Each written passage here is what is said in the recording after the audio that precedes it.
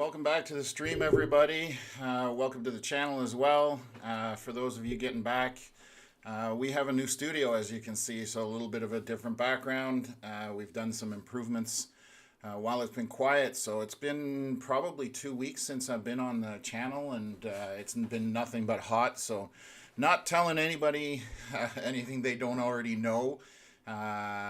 Weather-wise, we've been in the mid-30s almost fairly consistently. Today's stream mostly is going to be talking about lightning associated with the storms that we have coming to the region. Some of them are struggling, so I'll go through that with you guys. Just wanted to kind of give you a summary of what we're looking at. Because of the fire danger, and I'm going to pull up a map here and show you guys what we're talking about. So let me bring this up here. So this is in terms of the Ontario forest fire map, and essentially you can see that that red area is in the extreme side of things where forest fires, could ignite very easily with these storms that are moving through. Doesn't mean it's going to happen, but with prolific lightning in these dry areas, it could be an issue. So you can see that we've had a couple of fires there near Kawartha Lakes, and there's one that was south of Bancroft. This one here, I'm just going to click on it. They say it's not under control. It's still at 12.8 hectares. So that's one of the fires that started, it says August 9th, and then we have another one here again from August 9th at 27 acres, or hectares, my apology. And that one's also from August 9th, which we believe was started from storms coming through the area. So that is our concern.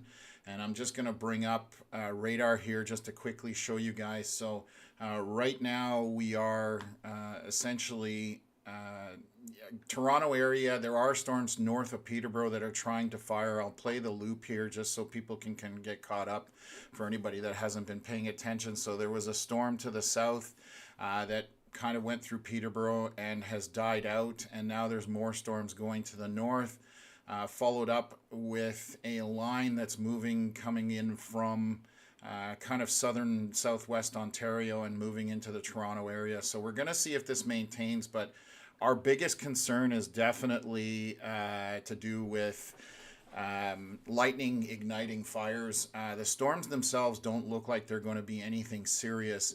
So my comment to you guys right now is, if anybody, as these storms go through the area, and if you're through that region and you see smoke, definitely report it today, because the quicker they can get on this, the better. So that's kind of what we're tracking at this point, just to do with these storms. I'm not too worried about the severity of them at this point. Again, we may not be on for long in terms of the stream, but yes, lightning is our big concern, just with how hot and dry it's been. Eastern Ontario itself is in my lawn is completely dead. It looks like I live in Arizona, to be totally honest with you guys. So yeah, I'll jump into the comments here. Connor's he's not chasing today. He'll probably jump in from his place a little bit later on. So we'll jump into this and chat. I'm just going to double check comments here.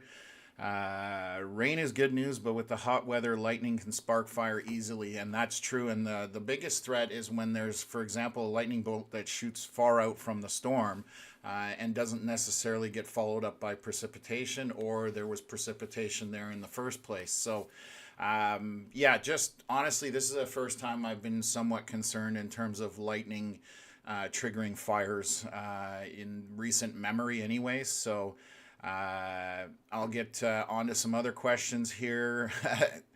SLD and NB, bring on winter. Yeah, at this point I could use a bit of a cool down. I don't know if I'm ready for snow yet, but definitely looking to get things cooled off a little bit. Yvette asking if we expect rain soon for Eastern Quebec. I don't think soon. We're still quite a bit of ways away from Eastern Quebec. At this point, but I haven't looked like, let me just double check here, pull up some radar. There's nothing happening there yet. Everything is pushing back. from southwest Ontario, and the most of the initiation is kind of Peterborough and a little further west. So we're going to see how these storms maintain. I'm, again, not 100% sure that they're going to maintain for long, but it's those lightning strikes that we're somewhat concerned about. And some of these cells, as I zoom in here, and I'll bring up the radar full screen, you can see quite a bit of radar, quite a bit of lightning, I mean, on the radar. And I'm going to pull up another tool that I've been looking at here as well. This is a live lightning map, essentially, for almost anywhere you want, essentially. It's basically showing any kind of instant strikes, what's going on right now, how long they've been out there, and it tells you how many are happening per minute within the region that you're looking at. Our concern is obviously these lightning strikes out here down by, where the parks are. So this is Kawartha Highlands Provincial Park. Just the forest is going to be fairly dry in that area based on everything that we're seeing. So just that's our biggest concern with what's happening today. So let me switch back to this, and I'll back out just to see where things are at. Good afternoon, Mark. I see you're on the channel. Matthew, always good to see you on the channel. I don't know if you're going to be out chasing. I didn't look into far eastern Quebec today in terms of models, so I'm not sure if you're going to be out chasing, but good to see you. What else have we got? Huck from Hawkesbury area coming in. I know you were you were camping, and we're talking about, made a comment on the channel in terms of one of the videos that you were in Algonquin with some fresh fall from a few storms from earlier that couple weeks ago. So good to see you on there. Joel the farmer, I guess that got pulled. What else is it? Scott Kelly, I'm glad to see someone covering Canada. Kudos to you. Keep up the great work. Thank you very much for the compliment. We're definitely trying to target Eastern Ontario and Western Quebec, just because it's a bit underserved in terms of an area. So I'm going to zoom back out of the radar here. Right now, anybody tuning in from Ottawa, I will switch to our local radar to Ottawa, a little bit further away from the storms right now. There are some small cells to the north, but nothing of any concern. And again, today's storms are not going to be the concern in terms of, I don't think they're going to go very severe. Right now, they're struggling at times. Now, there could be some more forcing later on, which could cause the storms to go a little more intense, but we will monitor that as we move throughout the afternoon and evening. For the Ottawa region, mostly later today and overnight is kind of where we think we'll see some storms. But at this point, nothing happening in the Ottawa area. I know Bill's asking here, are we still looking at thunderstorms in the Ottawa area tomorrow afternoon? Yeah, me looking at the models with Connor today, we were discussing this. I was wondering about, I'm just switching something up here. Sorry, guys. I was wondering myself, I think that most of the storm activity will be overnight and early morning. Late afternoon, there is a possibility, but it's lower end as far as what I was seeing on models. So I'm a little skeptical about tomorrow afternoon in the Ottawa area, but it is still a possibility. So we definitely need to see rain out of these storms more than we need to see lightning. So I'm hoping that's the case, because there's tons of areas that, have not seen rain. I can't even remember the last time my weather station has seen rain. So we also broke some old records. Ottawa got into 35.1, I want to say, 2 days ago, which broke a 149-year-old record, basically. So definitely still keeping warm, and everything is cooking, essentially. So what else have we got here? I hope some rain makes it to Prince Edward County. I can't remember the last time it rained here. Weeks coming from a canary named Robin. So yeah, I agree with you. I think the whole region could use some rain. Again, we don't want to see lightning. That's the thing we're kind of dreading at this point. And I'm just going to switch up the radar and go back to that Newmarket radar. You can see there's a fairly large cell over the radar right now, just over Markham. It does have, it looks like, I'm just going to double check that this is a new severe warning, so it is. So this is a severe warning for the Newmarket area. They're tracking it, basically capable of producing very strong wind gusts and heavy rain.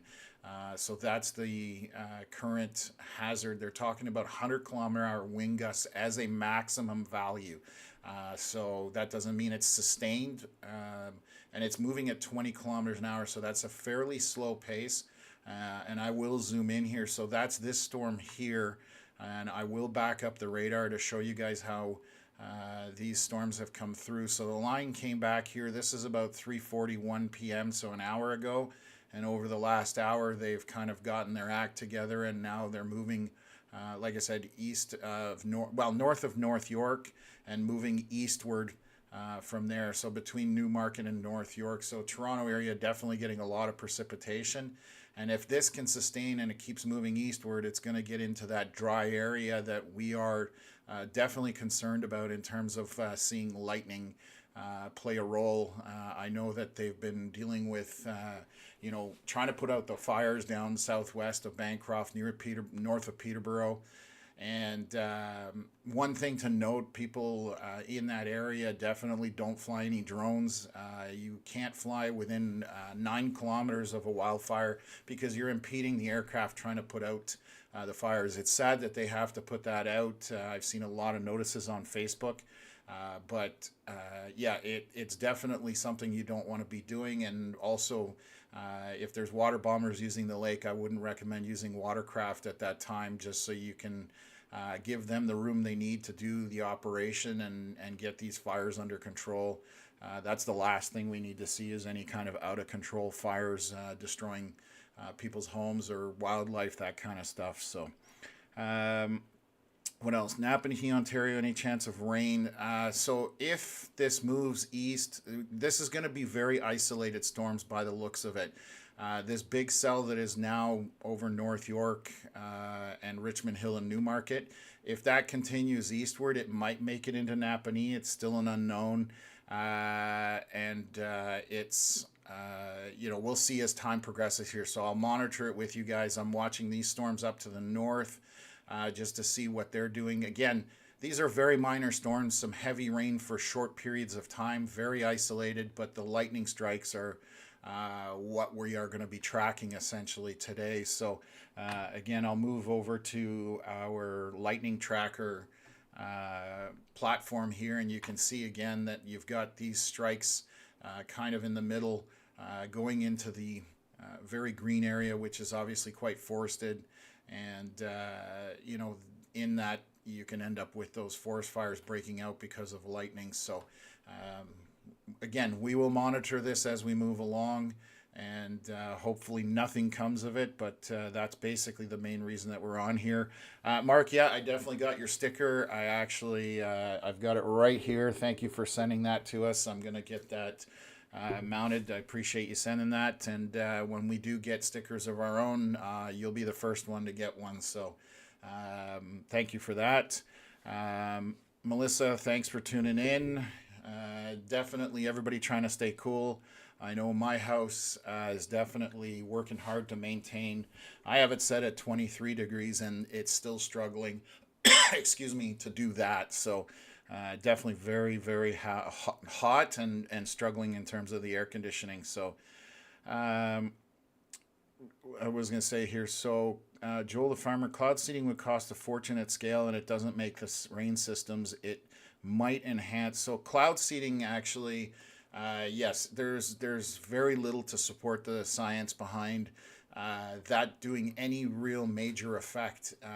The only thing they have done is out west in Calgary, they try and put silver iodide into the storm to minimize the storm. So they're trying to actually shrink storms because they don't want the hail hitting Calgary.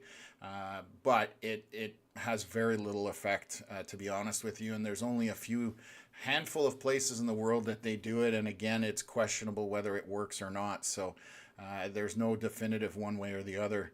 Aaron Bolt asking if any of these storms are going to be severe. Right now, the one that's in Newmarket obviously is severe warned at this point. That's this storm here. So covering, and you can see the prolific lightning on that storm right now. And it's a cluster of storms. It's not just one storm. So currently that is severe warned for the Eastern Ontario region. Again, we don't have anything of any significance. I will back out here, bring Ottawa onto the screen, and we'll take a look. So right now, zooming back out, we've got a couple of small little cells just south of Mont Laurier, and then we're looking back west as these move eastward. So I'll play the cycle here just to show as the storms are approaching into the region.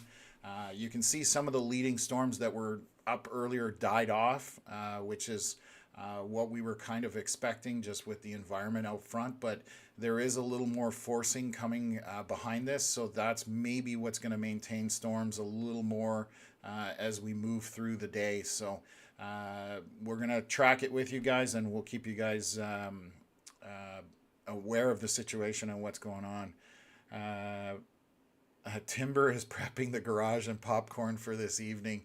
Yes, so we'll see how things progress. I don't know how long I'll be on, but I'll be on here as long as it makes sense, and as long as people want to watch, I'll definitely maintain the stream at that point. So Carlsbad Springs today, coming question about what's going to happen there. It's still too early to tell because, again, most of these storms, Kim, I believe was the one asking about that they are somewhat isolated.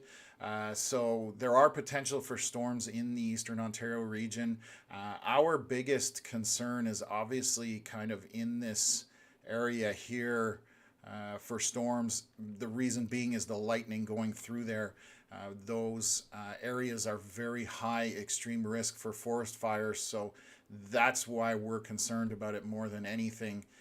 The storms themselves, like I said, I could use some rain here in Kemptville as well as many surrounding areas, but right now hard to say. So we're gonna track this storm that's in Toronto and see how it makes its way eastward. So I'll be able to tell you more, but I would say later this evening, if storms pop up around the region, that would be the one way that this shortens the window between the storms to the west and heading east of Ottawa at this point. So we'll monitor it. It's definitely going to be fluid this afternoon. So Enola Beans, the power grid is so stressed right now. Yes, it is. I mean, I can imagine all the air conditioning systems that are cranked up, and like I said, this much 30 plus degree weather that we've had for the last 2 weeks with barely any kind of break in sight, and still another 3, 4, 5 days of that coming. So it's gonna be hit or miss with the power grid, unfortunately. And anybody who remembers what happened, it's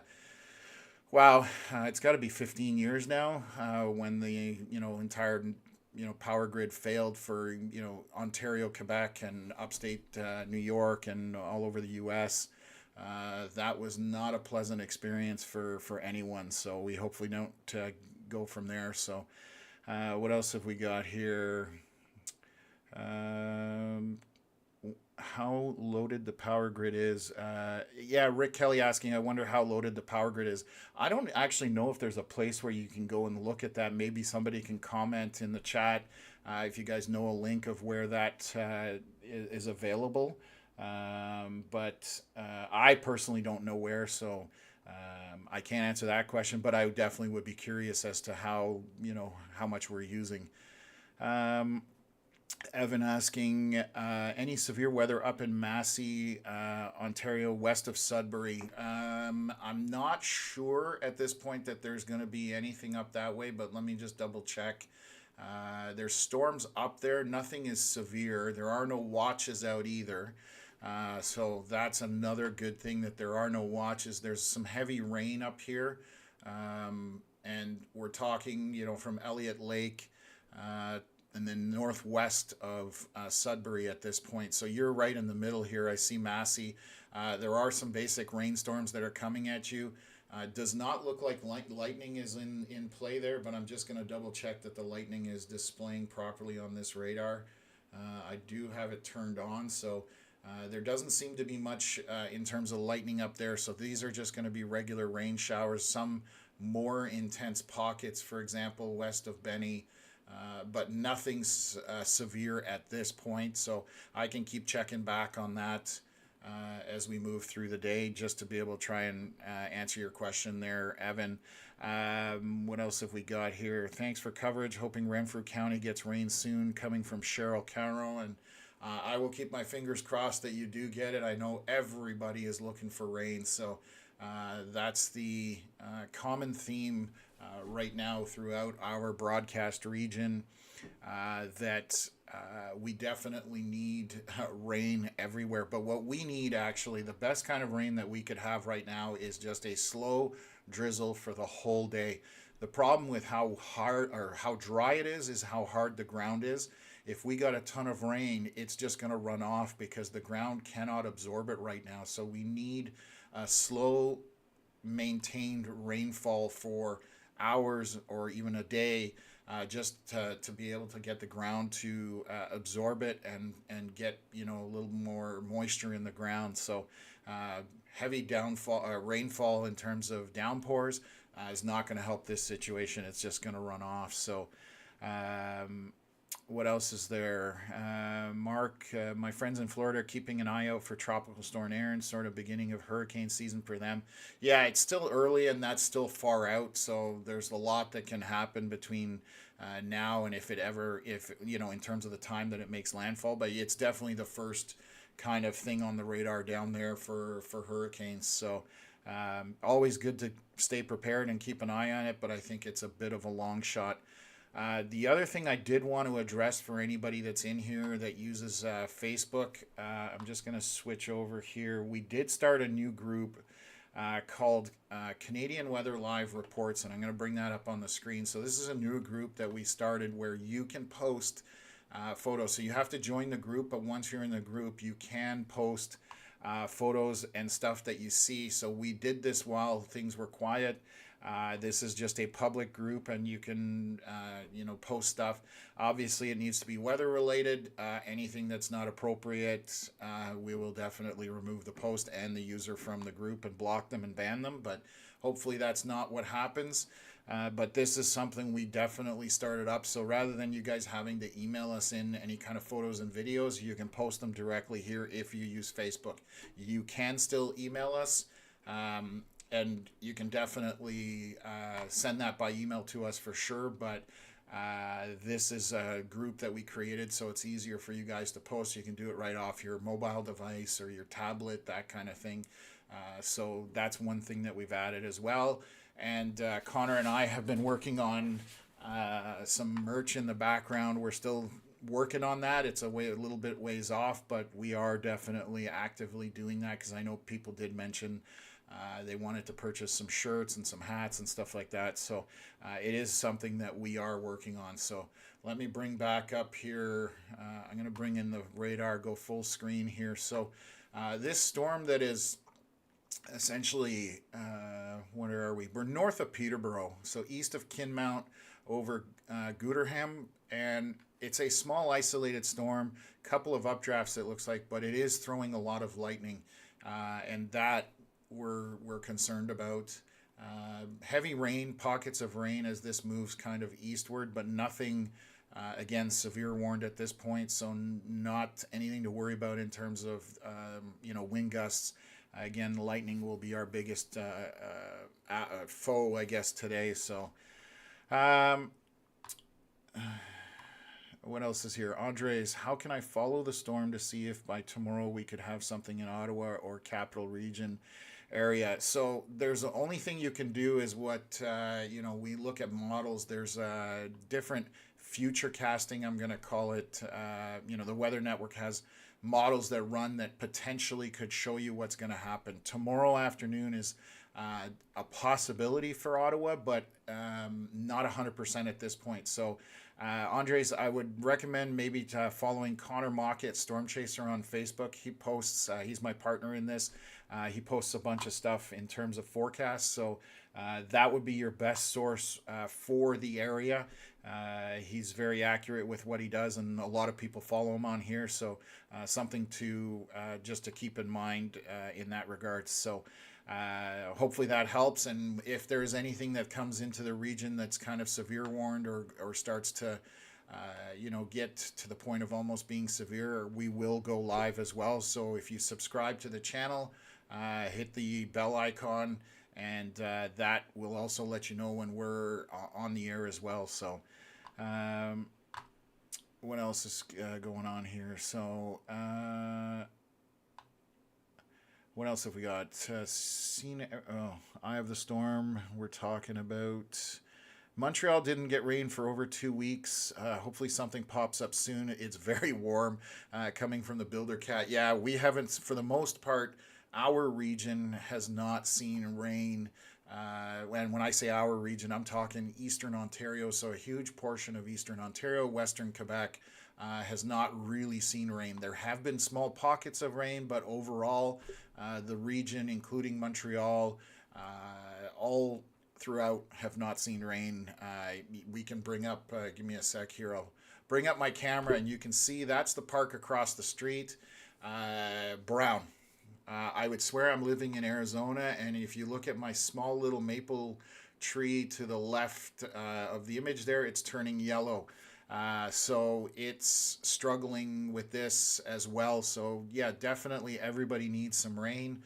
And I'm hoping that we get some kind of rain, but the models and forecasts are definitely not looking in our favor right now. So unfortunately, but I hope I'm wrong. Like, that's the thing. We hope we're wrong when it comes to this, and we do end up getting some decent rain out of all of these, potential storms. So give me a sec here.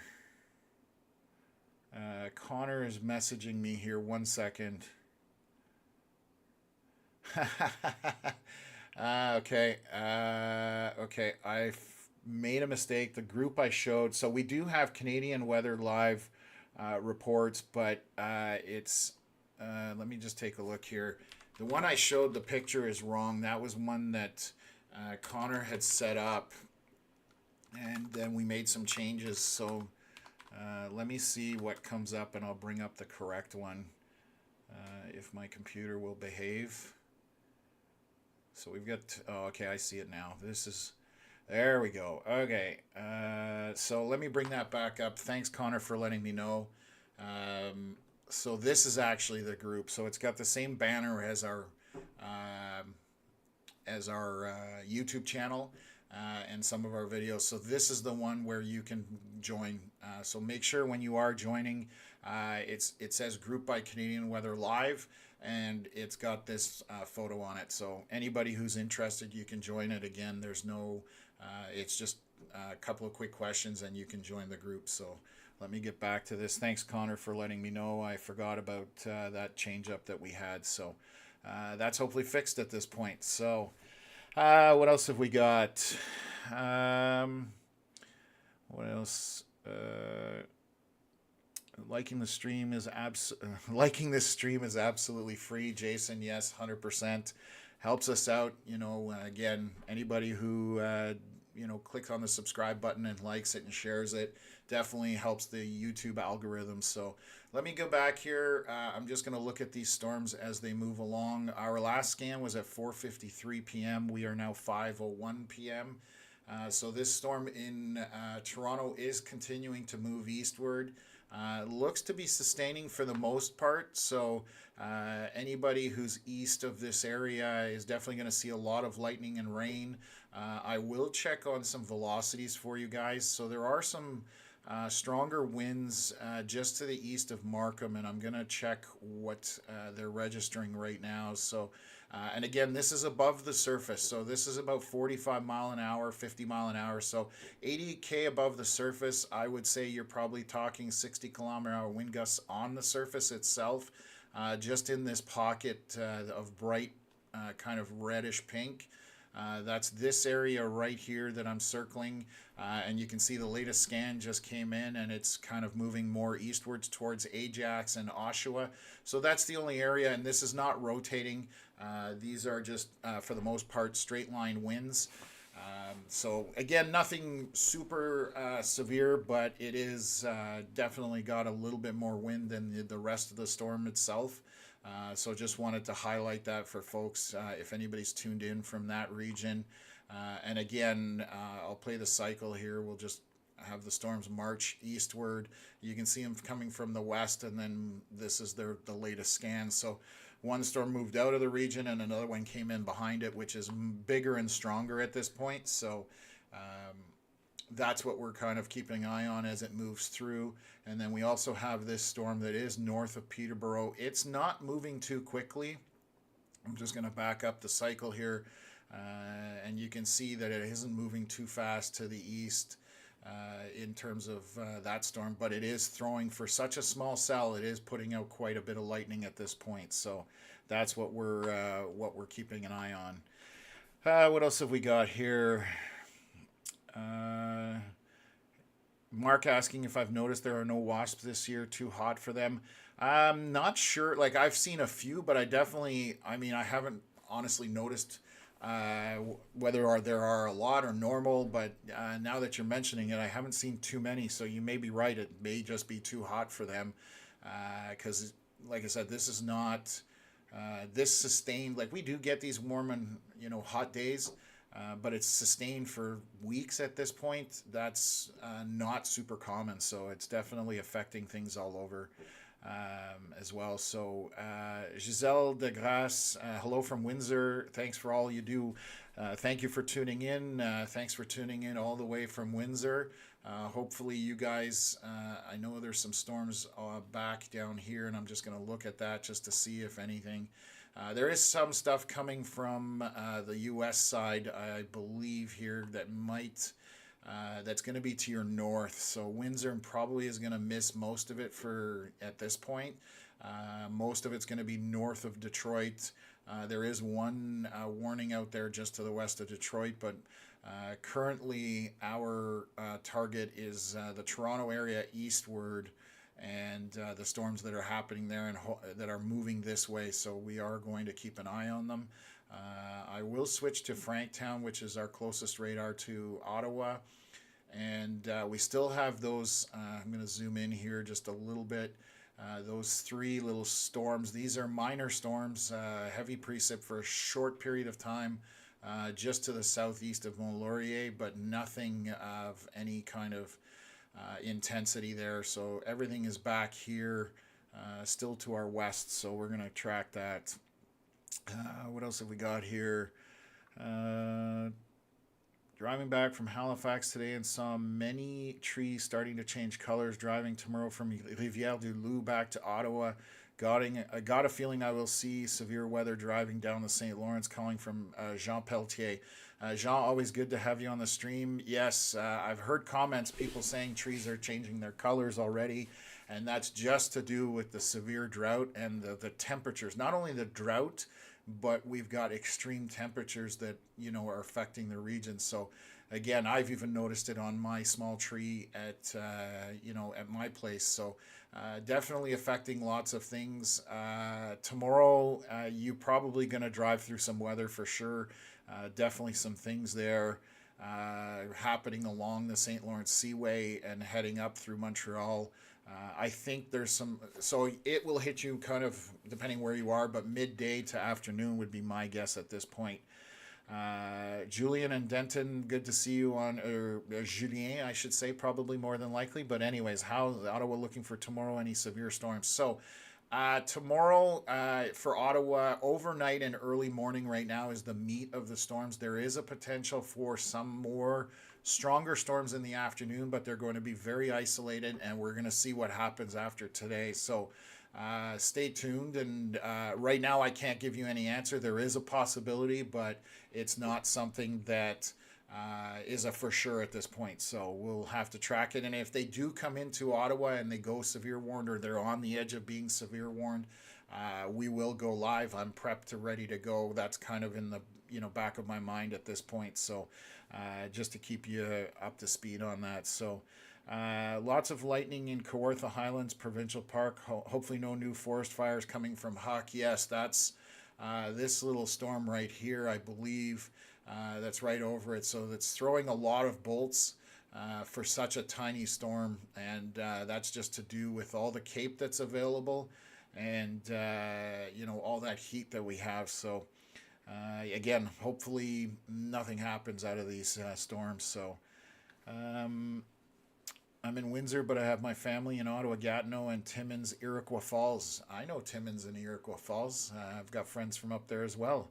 Small world. They are going to see just regular rain today, I think. If I look back up to the north here, I know there are some storms right now, actually probably going just south of Timmins, but I'm going to see if there's my other radar up here. Where are you? I knew you were up here. So just south of Timmins, they're getting some rains. Iroquois Falls is definitely not going to get it at this point, but we'll see how things progress later on throughout the afternoon. So let me bring this up here and let me zoom back in just to see what's progressing here. There is a storm coming into Hamilton that does have a severe warning on it as well. So anybody in the Horseshoe area, Burlington, Hamilton, Stony Creek, this storm is coming in. It's looks like it had some hail at one point when initiation right here. So this was at 4:47, which was about 20 minutes ago. And if you look right in here, we have some pink and purple, which is usually indicative of small hail starting to appear. Nothing sizable, but that's probably what triggered the warning. And again, it is moving in a easterly fashion as it moves forward. So that's the latest scan at 5:05, which just came in. But just heavy rain and lots of lightning on that. And this looks like it's starting to pick up a bit of speed, this storm and it's spreading out. So you're starting to see some more forcing, causing storms to initiate all around. And I'll back up the radar. You can see all those little cells to the north, and I'll highlight what I'm talking about. In this region here, starting to get their act together, and you can see that now there's quite a bit of them up there. So things are progressing somewhat. The stuff to the east here still maintaining. We just have that one storm and nothing else. It looks like for the Ottawa area. Again, we're going to be approaching the Ottawa area. This will probably be an overnight thing if these storms maintain and continue as models were showing. So let me jump back into the comments here. Hunter Barnett, hello Tom, good to see you on the stream as well, Hunter. What else have we got? Forest fires would make it worse for the air quality, might be worse than last week. If we'd end up with fires locally here in Eastern Ontario, it would definitely not be good for the air quality, that's for sure. When you think about it, most of the air that we're getting are the air quality or poor air quality is from Northern Ontario, even into Manitoba and Saskatchewan. So that air or that smoke will drift quite a bit, carried by the jet stream, the upper winds, and ends up in our region. So yeah, agreed. We don't need any of that. Like I said, forest fires I don't want to see for anyone. They're a natural part of the system, but when they do destroy things, it's not good for wildlife, for people's properties, that kind of thing. So what else have we got here? Oh my God. Yamster. Hey Tom, Frank from the old Fox and Feather pub. Glad to see you're doing weather. Also a passion of mine. Well, that's a blast from the past. For those, Frank, I used to own a security company, and we did their security cameras and stuff like that down on Elgin Street. So I sold that company, 2015. So we're talking 10 years ago. So good to have you on the channel. That's awesome to see you, and hope all is well. And that's a previous chapter of mine when I used to own a security company, like I said. So thanks for tuning in, and hopefully you hit that subscribe button. And we're mostly concentrating on Eastern Ontario, Western Quebec for this kind of weather. In terms of live analysis, but today we're watching kind of from the west and waiting for it to come into our region. So again, just swinging back here to Ottawa right now. Not much going on. And I'm just going to check to see if I'm missing anything here in terms of comments or anything, and it doesn't look like it, so that's good. And if I missed a question, please ask it again. I try and get everybody as much as I can, but it's not always possible, or I make mistakes in terms of jumping around in terms of the chat. Luckily, it's quiet today, so I can probably answer most questions that are coming in here. And lots of ground nests for wasps this year. That's interesting. I guess that would make sense considering it's probably cooler for them underground than hanging up in a tree in terms of a paper nest. So interesting. You learn certain things. So, Rick Kelly saying our demand is nearly 24,000 megawatts. It'd be interesting to know, Rick, if what our capacity is, because if we're, let's say, 24,000 megawatts and our capacity is 25, then yes, we're definitely teetering on the edge. But I'd be curious about that.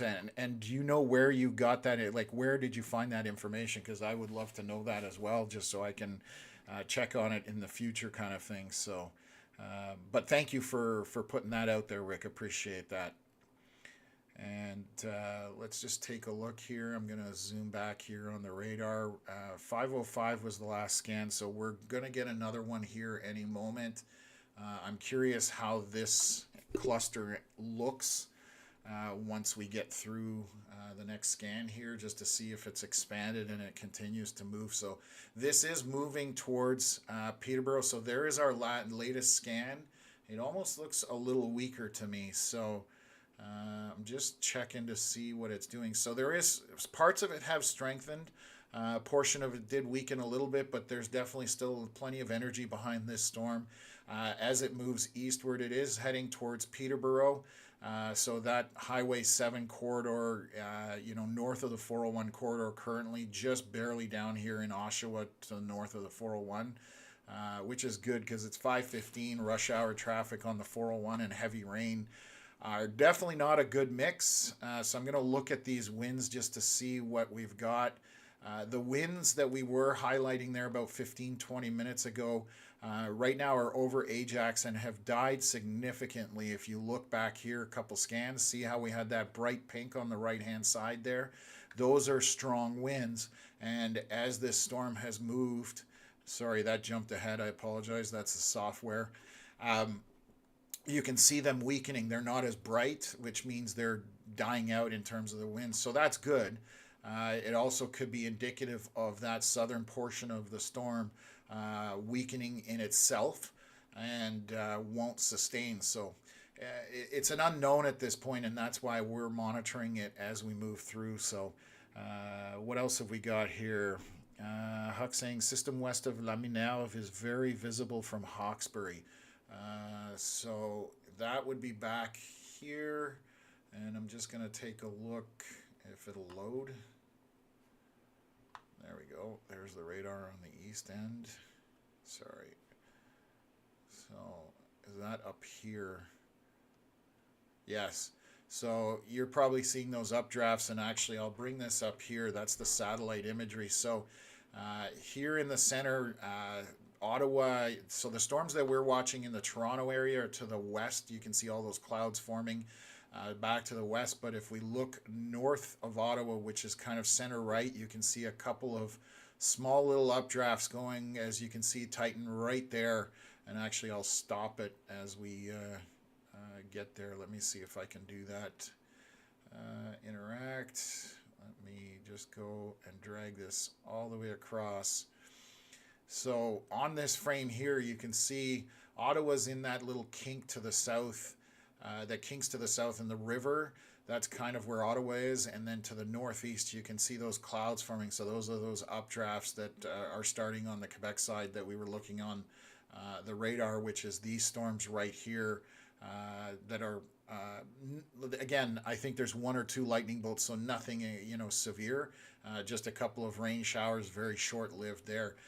But essentially, that's what we're looking at. What we're interested is obviously in the bottom left corner of this satellite imagery that we have, and those are the storms coming from the Toronto area. So as they move into our region, they'll start to populate this satellite imagery more up until dark, and then it's a little harder to see. There are some options, but we'll keep an eye on it. So this storm that is over, I guess, south of Tory Hill, near Gooderham, is the one that's out front right now with some solid lightning on it. That's the one that's leading at this point, and then from there we are looking at a larger cluster back through the Toronto area. It stretches all the way up to Barrie at this point, so it is expanding northward, but this is moving in an easterly direction. So people tuned in from down there, this is kind of the direction that we're moving in with these storms right now as it sits. So again, heading towards Peterborough. I know we do have a lot of subscribers that are in that area. So it is heading that way right now. Again, lots of rain and quite a bit of lightning at this point.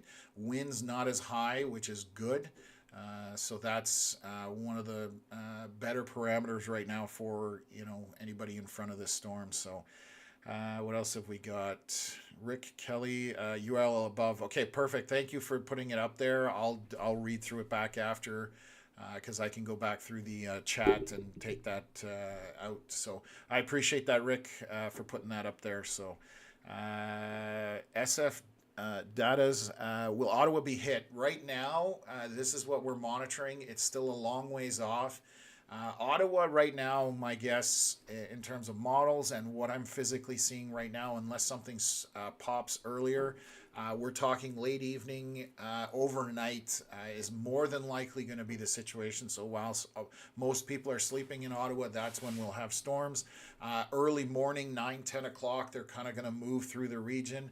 And then there's a possibility of some trailing storms later in the afternoon based on models. But again, that is an unknown right now, so I don't want to say that that's something that's going to happen. It's just a possibility. So if the storms do come to the Ottawa area and they are something that we need to pay attention to, we will jump on a live stream as well. So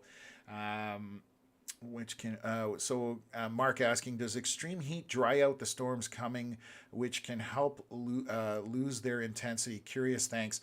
Good question, Mark. So it's not the heat that's going to wipe out, it's the available moisture that's available in the environment. So how much CAPE there is.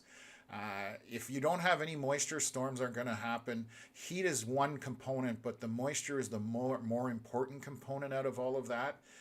So that would be what would kill off storms, or dry air, we call it. So if we have dry air out in front, that can kill the storms. Right now, I think it's more of a lacking of forcing issue more than anything.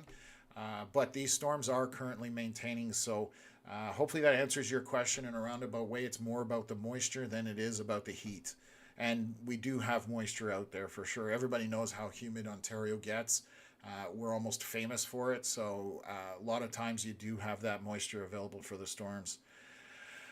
Pete asking, will the storms grow as they move east with all this heat? So that kind of plays into that same question. Right now, I'm suspicious of them dying, to be totally honest with you.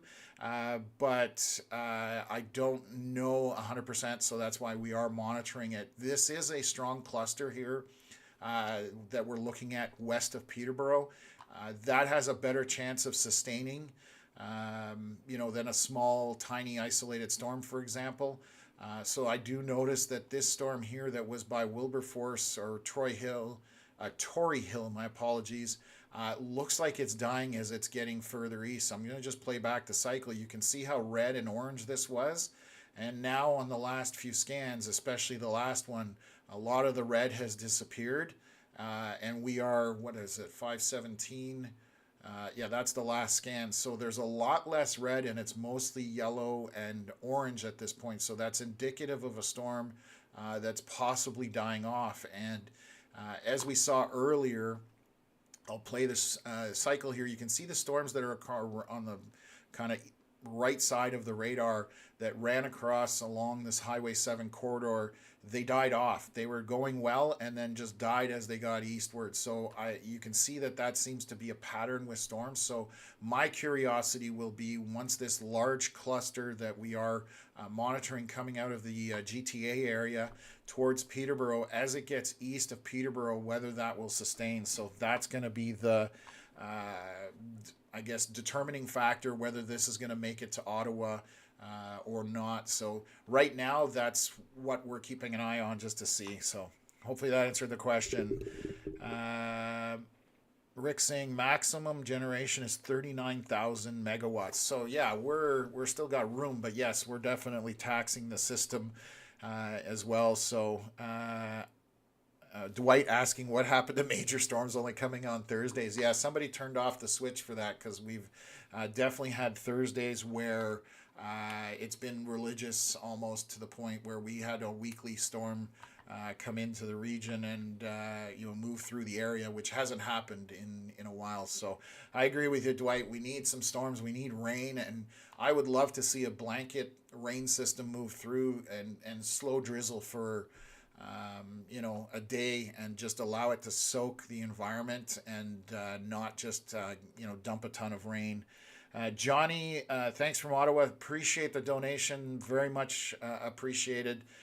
Thank you from Connor and myself, and we put it towards everything in terms of the channel.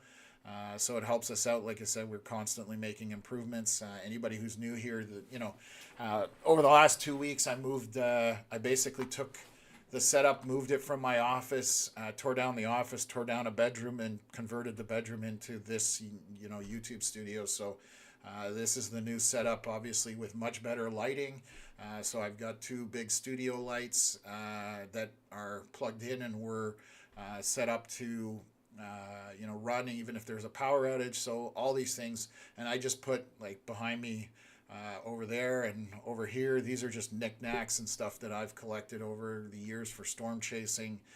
Just each one has a little different story. And the photo behind me, that's my truck, the Blue Moose, from my storm chasing. That is on the Colorado-Kansas border, and it's one of my favorite photos because it's a supercell that literally was hugging the ground. And if you look just in front of my truck, you can see what they call like an alligator's mouth.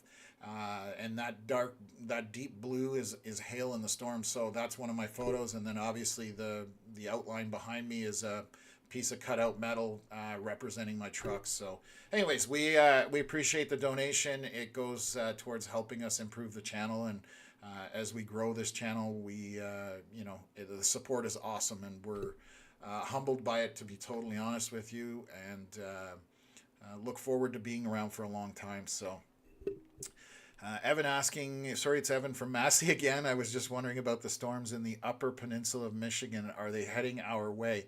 So yes, they are going to cross the water. So heading towards Massey between Sault Ste. Marie and Sudbury. So let me just pull up a radar here and see what's there. So those are headed that way. You can see the tracks off the U.S. radar currently into Elliott Lake, but they may be south of there, just based on this line that we are looking at forming down here by Grand Rapids. Still quite a ways out before it gets across there, but there is a cluster of precipitation right here. Now, it will be more intense over the water because it's got that available moisture. It may die when it gets onto land. That's the other thing that you have to keep in mind with storms that are over Great Lakes or big bodies of water. They change their dynamics once they get across, land versus that open water. So the open water feeds them, gives them lots of moisture. There's nothing to impede the winds. When they get on land, less moisture and more stuff impeding them, like trees, buildings, that kind of stuff. So they are definitely headed your way, just too early to tell how much of an impact it will be. So what else did I get? M&J Canada, here's Johnny. Yeah, farmers love it. Yes, definitely. Farmers are struggling right now. Corn, I know I've been hearing from people how bad the corn is in terms of lack of moisture. So I hope that that people get the rain they need out of some of these systems. At least it helps. So we just got another scan in here, so I'm going to come back and take a look at it, jumping in. Some comments. Bronco saying my audio is low.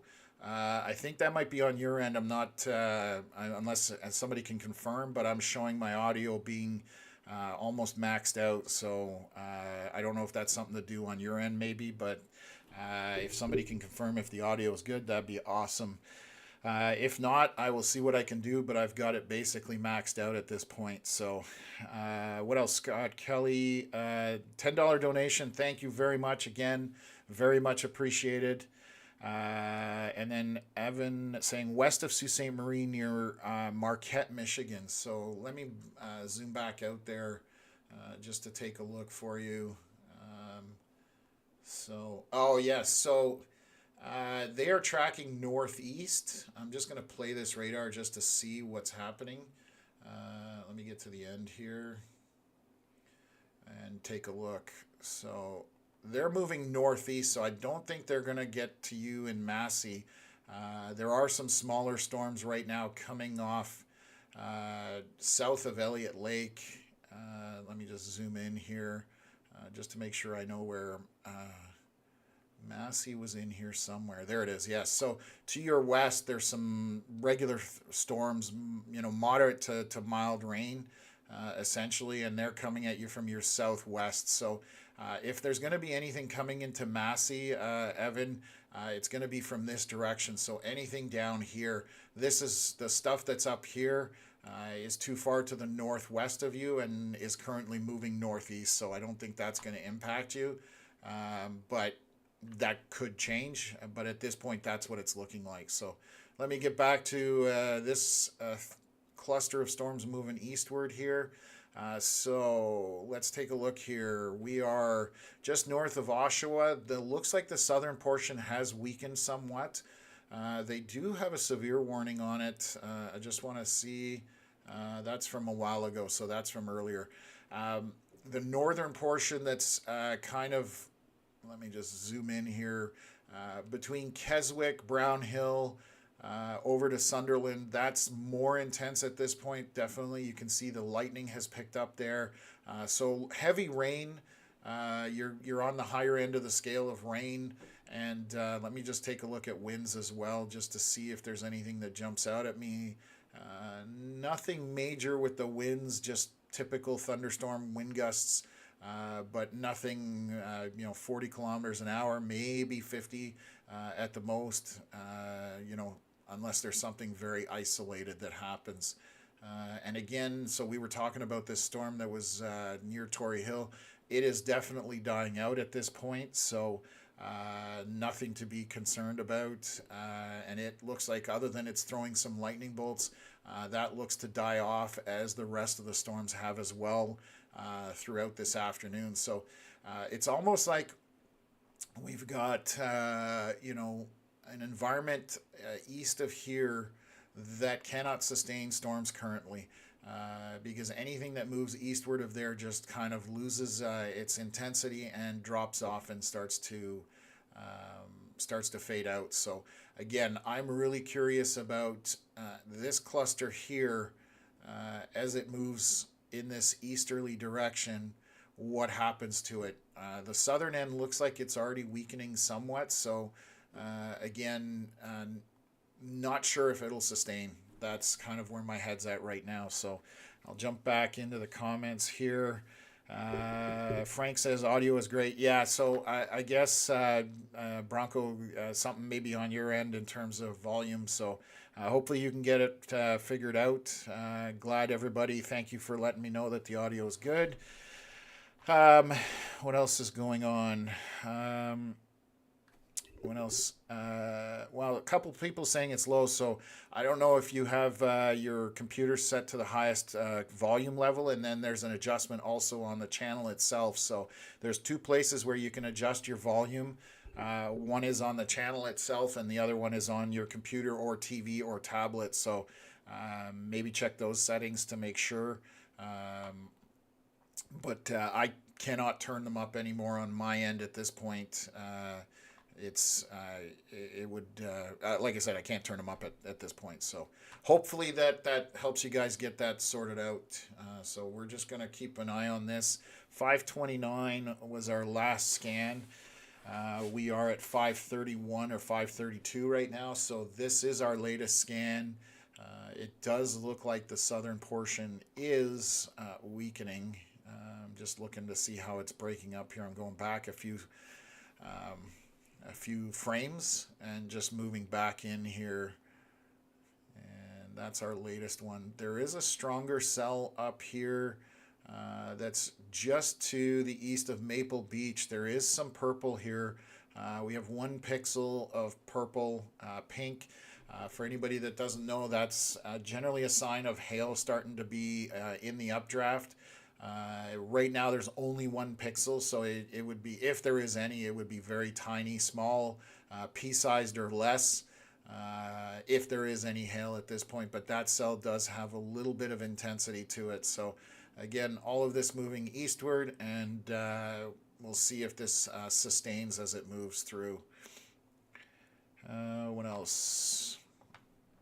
Okay, just going to jump through, and if there's any questions, by all means, please throw them at me. I will do my best to answer them. I'm just checking to see if I'm missing any comments here, but it seems like everything's running smoothly right now. So thanks for everybody tuning in, and I'm just going to check a few things out here.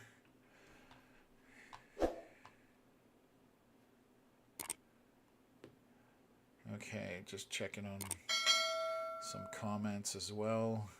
Okay. The Builder Cat, what's the name of the app you use for the radar? My radar doesn't show much of the same thing. So I'm using what's called Radar Scope. It's an app you can get for your Apple products or Android products. You have to pay for this app. It's not a free app. It's a little more detailed than your regular radar, and it obviously also works for PC. There's different apps out there, but this is the one where you can kind of dig into different things. You can select what you want to look at on each radar. So there's different analysis that can be done, and I'll bring it up full screen so you guys can see it a little better. I can select precipitation, depiction, different data, and we talk about velocity a lot. So these are wind speeds. And for anybody who's new, red indicates winds moving away from the radar. Green is moving towards the radar. And if you're seeing really bright red, like pink, or bright green, that's where you start to have those higher wind velocities. So Radar Scope, like I said, you can grab it off the store, whether it's Apple or whether it's Android, and then it will allow you to look at the same stuff that we look at. There are different levels as well. You can pay for more detailed information if you're more of an enthusiast, it basically allows you to dig in as deep as you want. There's also My Radar out there, and then there's one more, and I'm always drawing a blank on this. Give me 1 second, I'll double check. Oh yeah, Radar Omega. So Radar Omega, My Radar, and Radar Scope are the 3 of the main ones that storm enthusiasts use. There are others out there, but those are kind of the ones that people stick to. So hopefully that answers your question. I think, Dwight, you're asking if it's like $13. I think it's almost $30 now for the Radar Scope. So again, it's for somebody who really wants to analyze storms and just kind of interface with them. I use this when I'm storm chasing. So when I'm down in the U.S., in Tornado Alley, this is the app I use on my phone or on my laptop, whatever we're using, or on my screen in the truck. So we use this to keep up with storms and fairly intense stuff down there. So it's been my go-to. There's nothing wrong with the other ones. It's just this is what I've been using for, 11 years now. And I'm just so used to it, so I've kind of stuck with it. I'm fairly loyal. So, yeah. So that's that. What else? Mark saying Tom volume fine on my phone. Yeah, I just suspect it's something to do with depending what you're watching this on. Either the channel isn't turned all the way up because there is a setting for that if it's on a tablet or a laptop, or it's the actual TV or computer volume where you can max it out as well. So, what else is this? Giselle asking, how's the weather for Manitoulin Island? So I just noticed there's a tornado warning in the U.S. Down here. But we're not in the U.S., so that's across the way. But let me just take a look here for Manitoulin Island. Oops. Where's the radar? There's the radar. Right. And if it loads, I'm going to see if this will load. Give me 1 second. There we go. Okay. So this is Manitoulin Island. Doesn't look like there's a lot happening there. I'm going to zoom in. Let me just back this up here. So when's our last scan? 5:29 is our last scan, which is about 8 minutes ago. So nothing happening, just regular showers, very light, maybe to moderate, but at maximum. So it's on the lighter end of the scale for Manitoulin Island. So nothing happened up there. Right now it's all, like I said, down here in the coming east of the GTA and moving eastward up to Peterborough. And we're going to see if this can sustain. I know Connor's in the channel as well. He's chatting, it looks like, here as well, answering some questions. So he's got some more detailed answers on radar scope and stuff like that. So thanks for doing that, Connor. What else is here? Nothing on the storm here. App lesson later. I'm not sure what you're trying to say there, but I don't even know where here is. That's the other issue. But Ottawa right now, again, not much happening, which is what we expected. It's going to be an overnight type situation. I will look at these other storms that are to the from Blainville radar and the Quebec side, and I'm just going to look to see the ones that were near Mont Laurier, how they are doing. They are dying off as well. So you can see the storms to the top corner. I'll bring them up here. They had a bit of lightning on them, but essentially they look like they've gone up and they're now collapsing and dying out. So those in the next scan or two will be almost gone, which is what we're seeing. So it's hard to say if storms will be able to sustain in the nation's capital area. Again, we were talking about the storms down by Peterborough that are essentially east of Peterborough are falling apart. That one storm again to the north here, you can see now we've gone completely, mostly yellow and green. So this is light to medium rain, moderate rain at most, and it's just falling apart as it moves eastward. You can see there was far more red several scans ago. Now moving forward, this is our latest scan, and the storm is essentially almost disappearing. So there's this invisible wall right now that is causing storms to struggle as it moves eastward towards past the Peterborough region, essentially. So we can kind of draw a line here, and I'll highlight it. In this area, anything east of there has struggled to maintain and have just died off. So I'm seeing that with the southern portion of this cluster that's to the west of the GTA right now. And it looks like the southern portion is going to weaken as it gets towards Peterborough. I suspect it may die off as well as we move through. So we'll keep an eye on that. Are we going to get anything in Cornwall coming from Deborah? Right now, it doesn't look that way, but it's hard to say because Cornwall is quite a bit of a distance right now from storms. I'm not even sure if the Ottawa area will get anything. I do suspect we're possibly looking at overnight, so I'm talking 3, 4, 5 a.m. in the morning till about 10 a.m. is kind of for the Ottawa or National Capital Region. So if Cornwall was going to see anything, I would suspect it's going to fall into that window. So for later than midnight till noon tomorrow are the possibilities for storms. If they do go severe, we will be on the stream to keep you guys up to speed on that. I'm going to monitor models with Connor overnight, and we'll take a look at it before we go to bed and make a decision whether we need to be up early or not. But I suspect the severity of storms overnight won't be too bad. But again, we still need to look at latest model runs and just see what the data is showing us. So right now, Deborah, I can't say anything for Cornwall with any certainty. And again, I would suspect not too intense based on what we're seeing right now. So Giselle, my pleasure, and Deborah, my pleasure. That's what we're here for, is to try and give you guys that a little more personal touch in terms of whenever people come in. I do my best to answer. Obviously, if the stream gets very busy, I can't answer all areas, but I try and cover most that are going to be affected in the short term from storms that are happening, and then eventually we look at later on as well. So,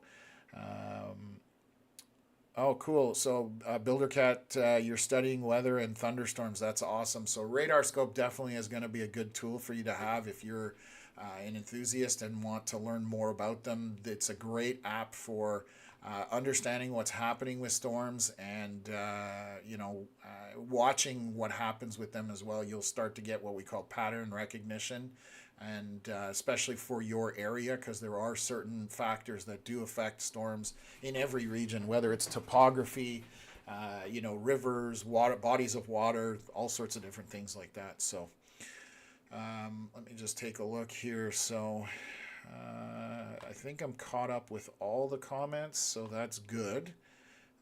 And then we'll just jump back into seeing what's happening down here.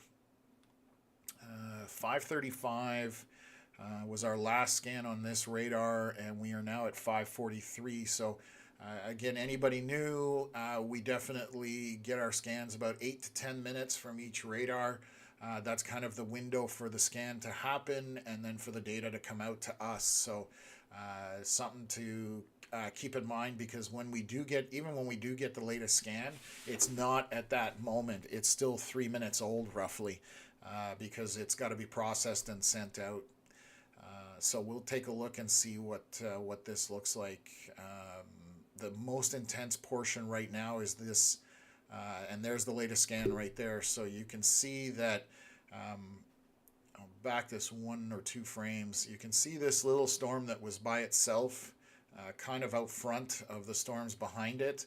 And in the last couple of scans, it's kind of getting swallowed up. So the next scan, and it's weakening as well. So it will be part of the main cluster that's kind of moving in an easterly, northeasterly section. So that's this storm moving, catch probably Kawartha Lakes and that highway along there, and moving up towards Bobcaygeon into that region. Whether it sustains or not, again, we've been talking about it.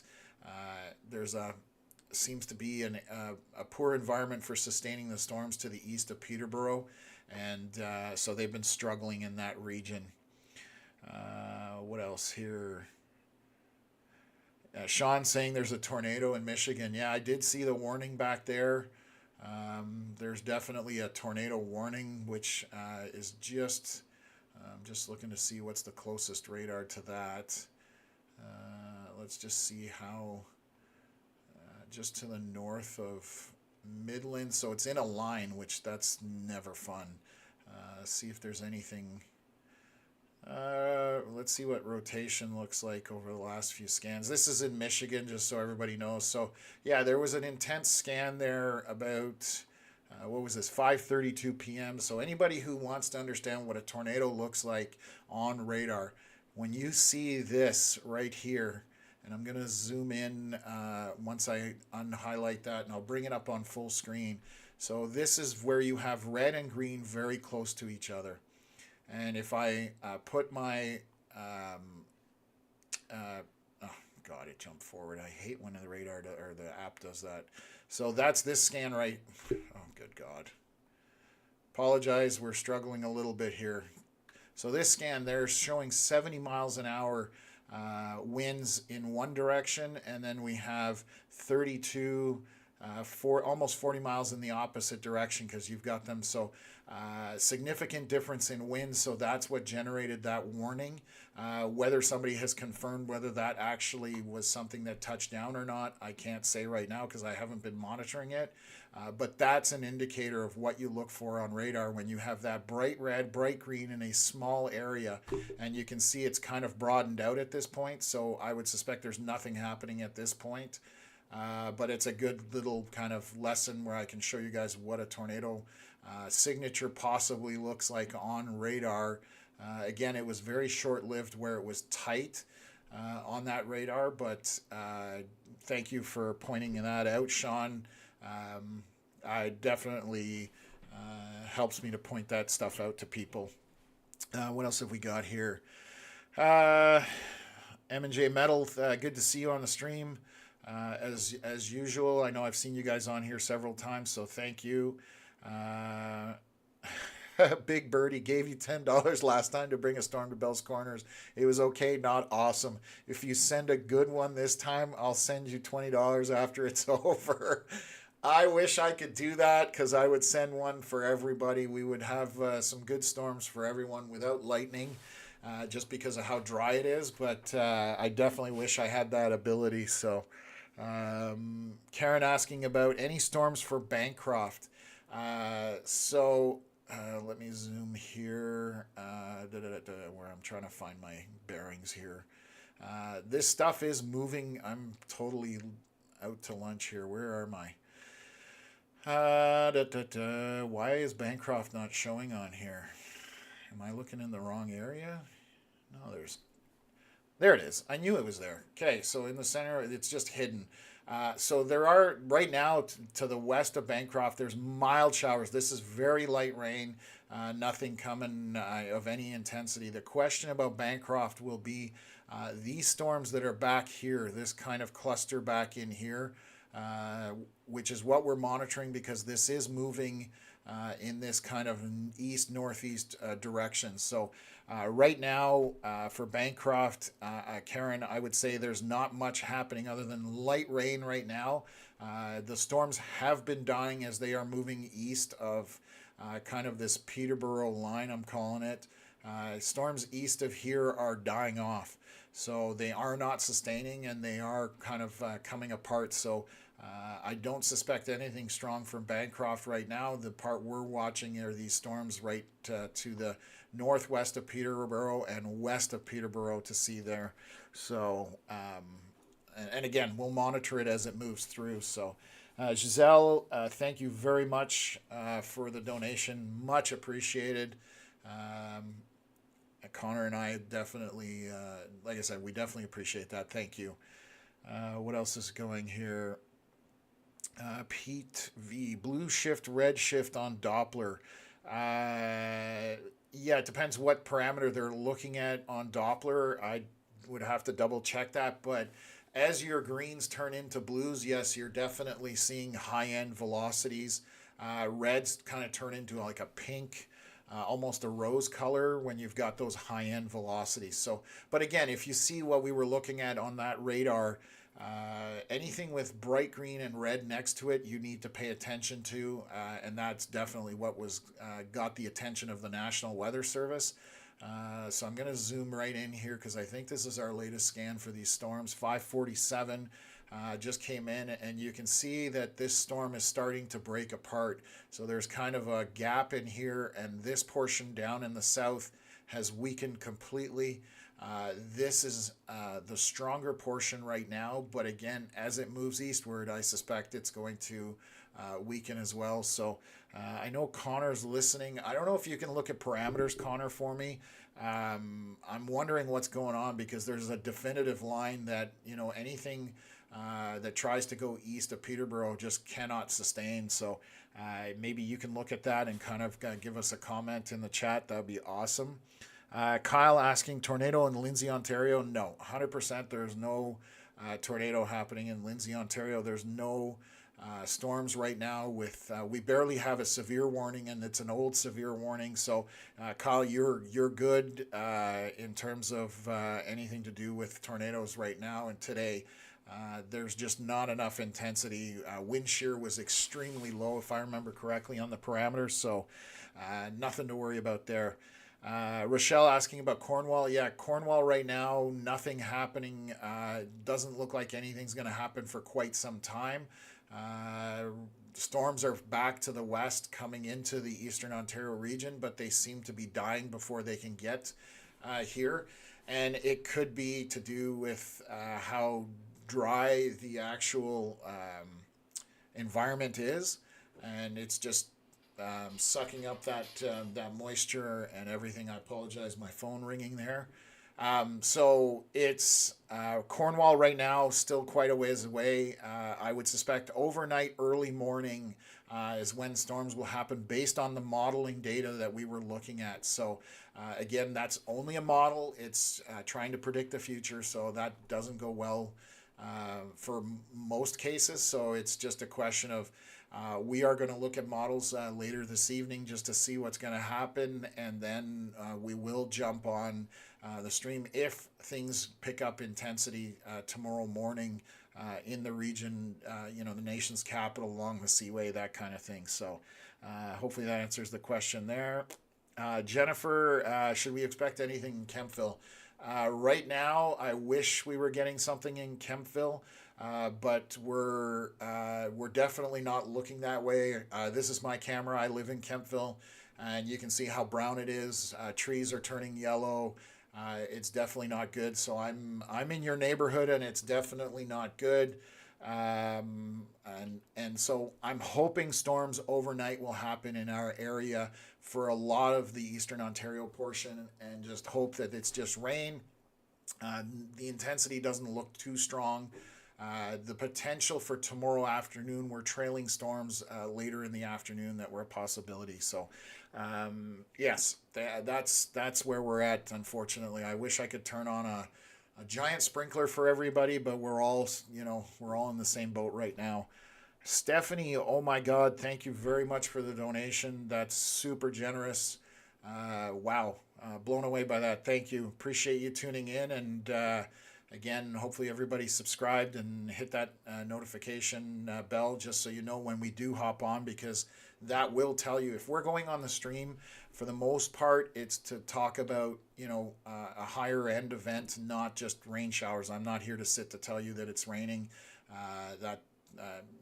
You can look out your windows usually and figure that out. This is more to do today.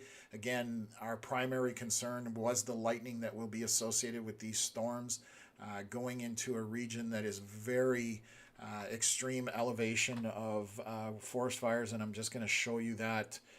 I'll bring that up here so that everybody can see it. So let me swing back here. So the area in red is obviously extreme forest fire potential.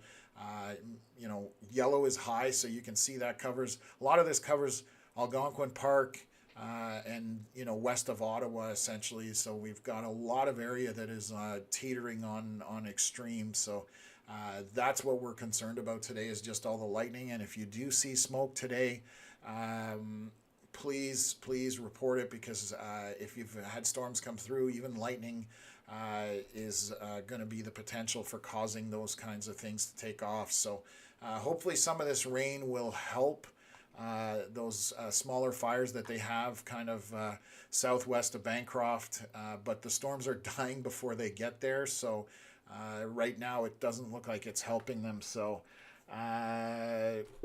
empty nest gardens, any precip at all tonight for Collingwood to Barrie corridor? Keeps missing us. So it's that's a tough one. Right now, there's not much.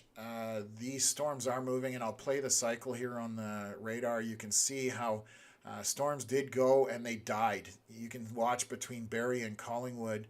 I'll see if I can draw this. I'm gonna stop this for 1 second, and I'll show you guys. So Barrie to Collingwood, kind of in this area here, and as soon as we play, you can see the storms fire and die. So there was very minimal rain, if anything at all. Most of the storms are dying off. There was one kind of to the southwest near Hopeville, Dundalk, and it's dying out as well. So Hard to say right now, but it doesn't look super promising to be honest with you. So we're talking overnight possibility of stuff happening. This storm out front, this is the latest scan at 5:53 p.m. This one here is just to the northwest of Bob Cajun, and it's picked up some intensity on the last scan. It is showing some purple in here, pink and purple again, indicative of possibility of small hail. Definitely heavy downpour and lots of rain in this, and it is moving. It looks like an updraft popped on the southwest corner of this and is kind of maintaining in that area, so that's what's caused that to happen. So we'll have to watch this over the next couple of scans. But that's one area of intensity that's happening currently. So north of Fenelon Falls, it looks like. This is your area where there's, I would suspect on this highway, there's definitely some small hail happening. So we'll get back to that. I'm just going to check some comments here. Okay, perfect. So just making sure I'm not missing anything from my moderators. And thank you, Melissa, for being on and moderating the chat as well. Definitely helps us. Definitely helps us out. So thank you very much for that. So what's going on here? So I'll get this, zoom this back out. So yeah, our pocket of intensity right now is this storm. The rest of it is slowly, even the back to the back of it, south of Kawartha, down here, southwest of Peterborough, that is all dying off. It will probably not even make it into Peterborough, and if it does, it would be just a very light rain at most. So that's definitely dying off. I'm not sure if this will sustain behind the cluster out front. This has definitely weakened somewhat. So again, just going to monitor that to see where it goes at this point. I'm just going to zoom back out here and take a look at Eastern Ontario. Definitely not going the way models were showing. We were seeing on models, just so everybody understands, we were showing a line of storms that were initiating and kind of moving through the region like this. That's what two or three of the models were showing that. Obviously, that's all they are, is models, and they're not always right. And so it looks like everything can't sustain at this point. So we'll see. They just severe warned that storm. I just saw that severe warning pop up. So I'm going to jump back to that and just read that out for you guys and give you guys a kind of an update. So they're putting that on there, and I suspect it might be for hail. That just popped up here.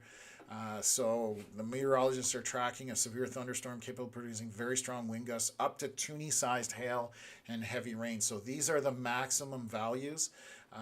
They aren't showing what kind of speed it's moving at, so that's not in the warning yet. Maybe that'll populate, but again, it got my attention, and it obviously has the Environment Canada meteorologists' attention as well. That's why the severe warning went out. So our area of precipitation intensity is right in here.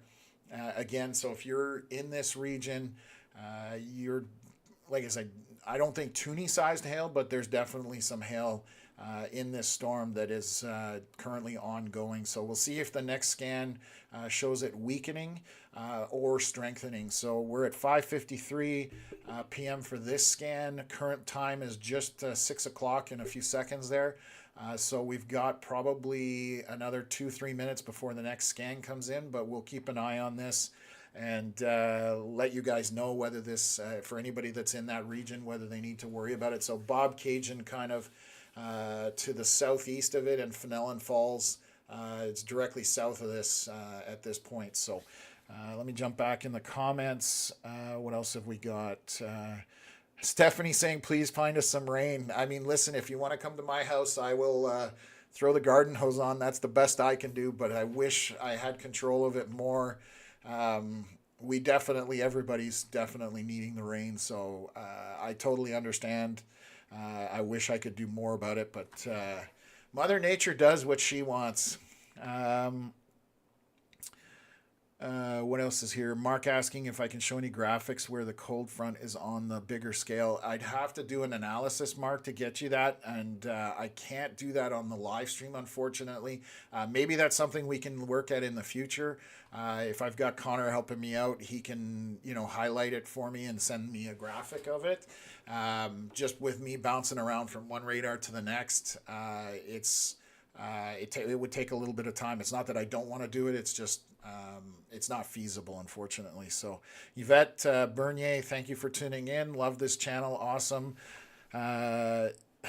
Jason, Sean, hey, long time no see. Congrats to your new studio setup. Thank you. Yes, we haven't been on the air for 2 weeks, which at the start of July, I think I was on there every second day. We were basically on the stream talking about weather and stuff like that. So definitely been a bit of an absence, but it's good to see the community is still there, and always enjoy seeing everybody on there. So Rick, lots of lightning in it too. Yes, that's definitely throwing a lot of lightning, and it's heading into that area that we don't want it to head into, which was that extreme elevated level of fire hazard. So this is the latest scan at 5:59. So we can see that the hail has definitely gone down because there is only 1 pixel of pink or purple, depending how you look at this. So that precipitation core has gone down a bit. So that's a good sign. Could be still a little bit of hail in it just from it just staying in the updraft, that type of thing, but it has definitely weakened, but there is a ton of lightning on it, as Rick pointed out. So Stephanie asking, is this heavy rain helping the fires in the Kawarthas? So the rain is probably helping the fires. The problem is the prolific lightning that is happening on this storm. And that is definitely not helping, because even if it's been rained on, because lightning is so intense when it strikes a ground or strikes a tree, it will easily catch fire. And I'm just going to pull something up here, and I'm just going to see our real-time lightning map. And so this storm, I'm going to show you guys, I'll bring this up here 1 second. We'll go full screen on this, share this. So this is our real-time lightning map, and you can see that storm that we're talking about with the hail. Fenelon Falls is just here in the center. You can see that concentration of lightning strikes that are happening. These ones up here were earlier, the darker red ones. Those ones were up there from an earlier storm. So the Kawartha Highlands are still to the east. So as long as the lightning kind of subsides, the rain is definitely going to help. Hopefully the rain outdoes the lightning, let's put it that way. So we'll keep our fingers crossed on that, and hope that improves where they're fighting those fires, because I have been monitoring them. I mean, it's not something we want to see, forest fires anywhere. So Dave Ray, we need rain in Morrisburg. Yes, yeah, I agree with the whole Eastern Ontario region, Western Quebec, upstate New York, just large region that needs rain, and it's not like, oh God, I'm looking at this south of the storm that we were just talking about, and you can see that this stuff to the west of Peterborough is just yellow and light green to very light green means very light rain, so it's coming apart.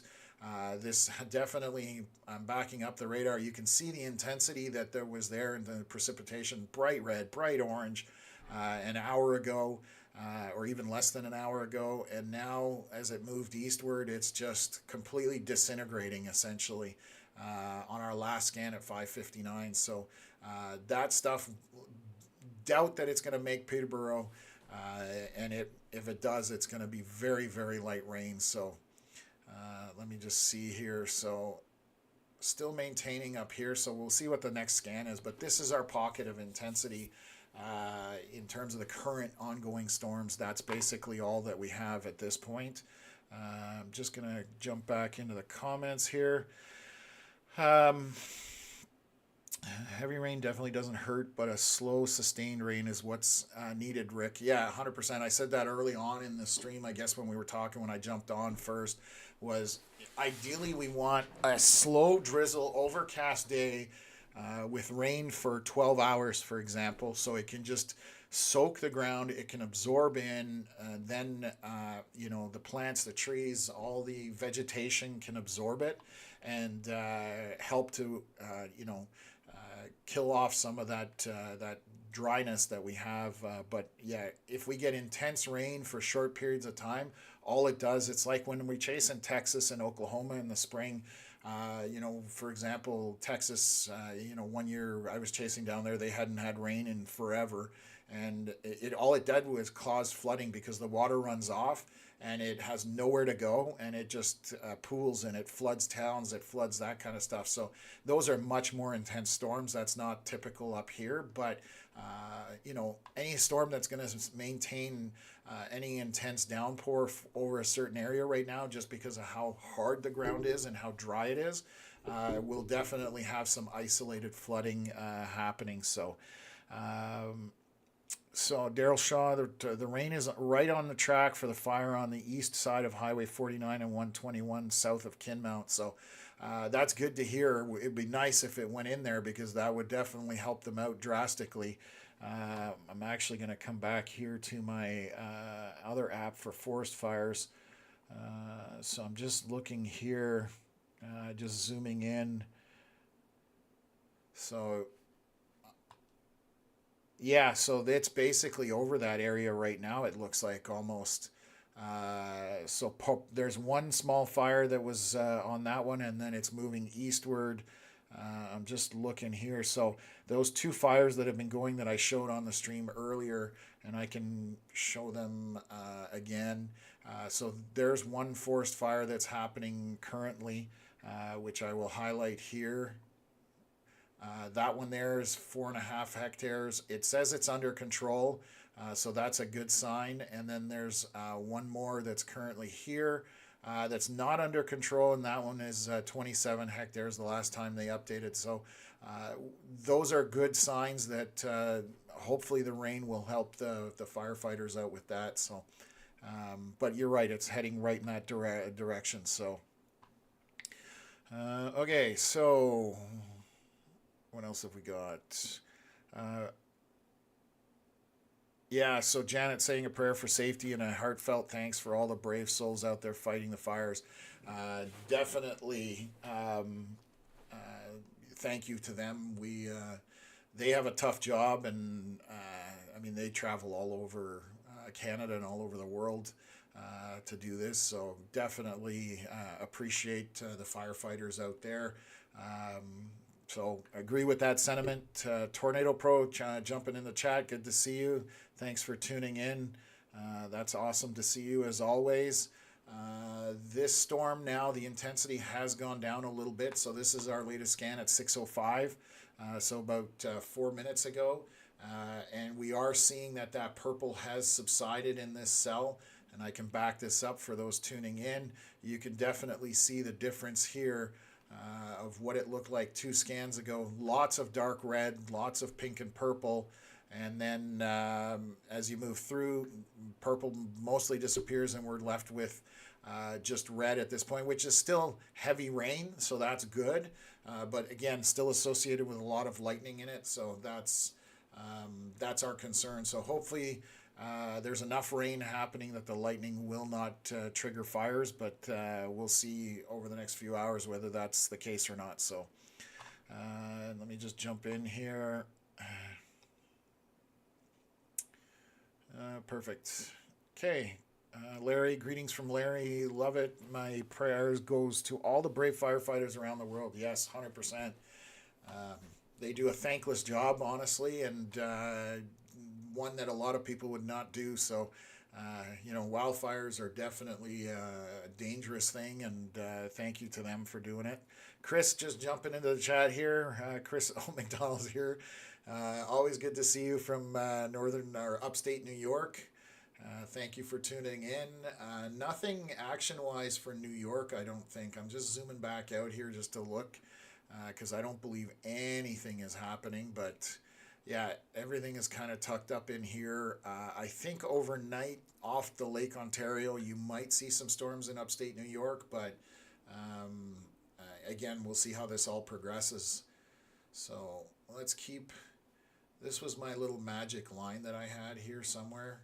So I'm curious as the storm crosses over this, whether it will be able to maintain. You can see all the precipitation to the south has gone from being orange and red to now just green and yellow, which is on the lowest end of the scale for precipitation. So definitely dying out in terms of what's happening south of this precipitation. So what else have we got? I'm just looking at some comments here in one of my chats. Just bear with me for a second.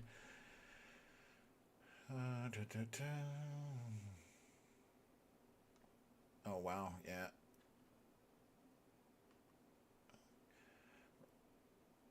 Rick was sharing some stuff in one of our chats there, just showing the difference between two fields a month apart in terms of how green one field or one picture is versus how yellow or brown it is now. And it's just a common theme that we have across the region. And it's, I can't recall in recent memory that it's ever been this kind of bad or dire in terms of drought.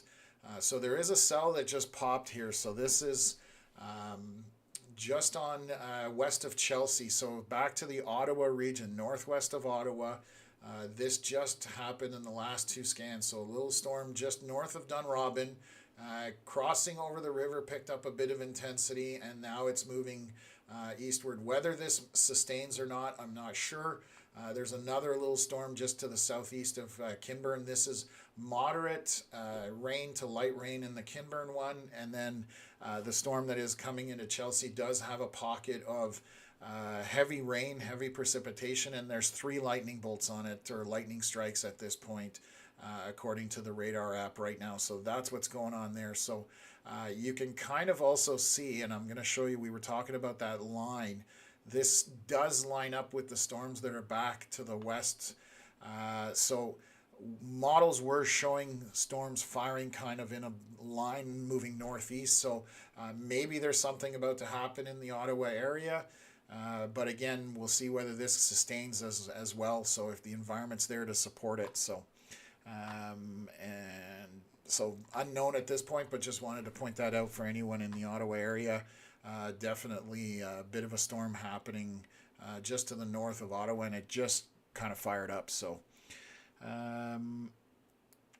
CryptoPunk, yeah, thunderstorms are awesome. I agree. I'm definitely a weather enthusiast. There's also the other flip side of the coin, people who have a lot of anxiety with severe weather.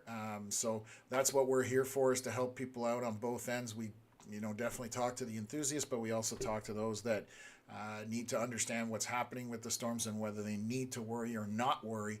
And more often than not, I like to say that they don't need to worry about stuff. So that's awesome. Yeah, Judy just had a nice surprise little shower in Luskville area. Never showed up on radar. Yes, that's because it just popped and literally would have gone through just now. That's the one I was just talking about. So very isolated shower for you, Judy. Glad you got a bit of rain. Definitely not enough relief, though, it would be my guess. It would have been very short-lived. So 79 terra firma, no second cut hay here in Eastern Ontario. Corn crop is cooked. Soya is really suffering. How is New York area for drought? Yeah, that's I'm not surprised to hear that, and I've been hearing that farmers are starting to get very concerned because of how little rain there has been. So I don't know if anybody can answer the question about upstate New York or on the New York side. I would suspect they're similar.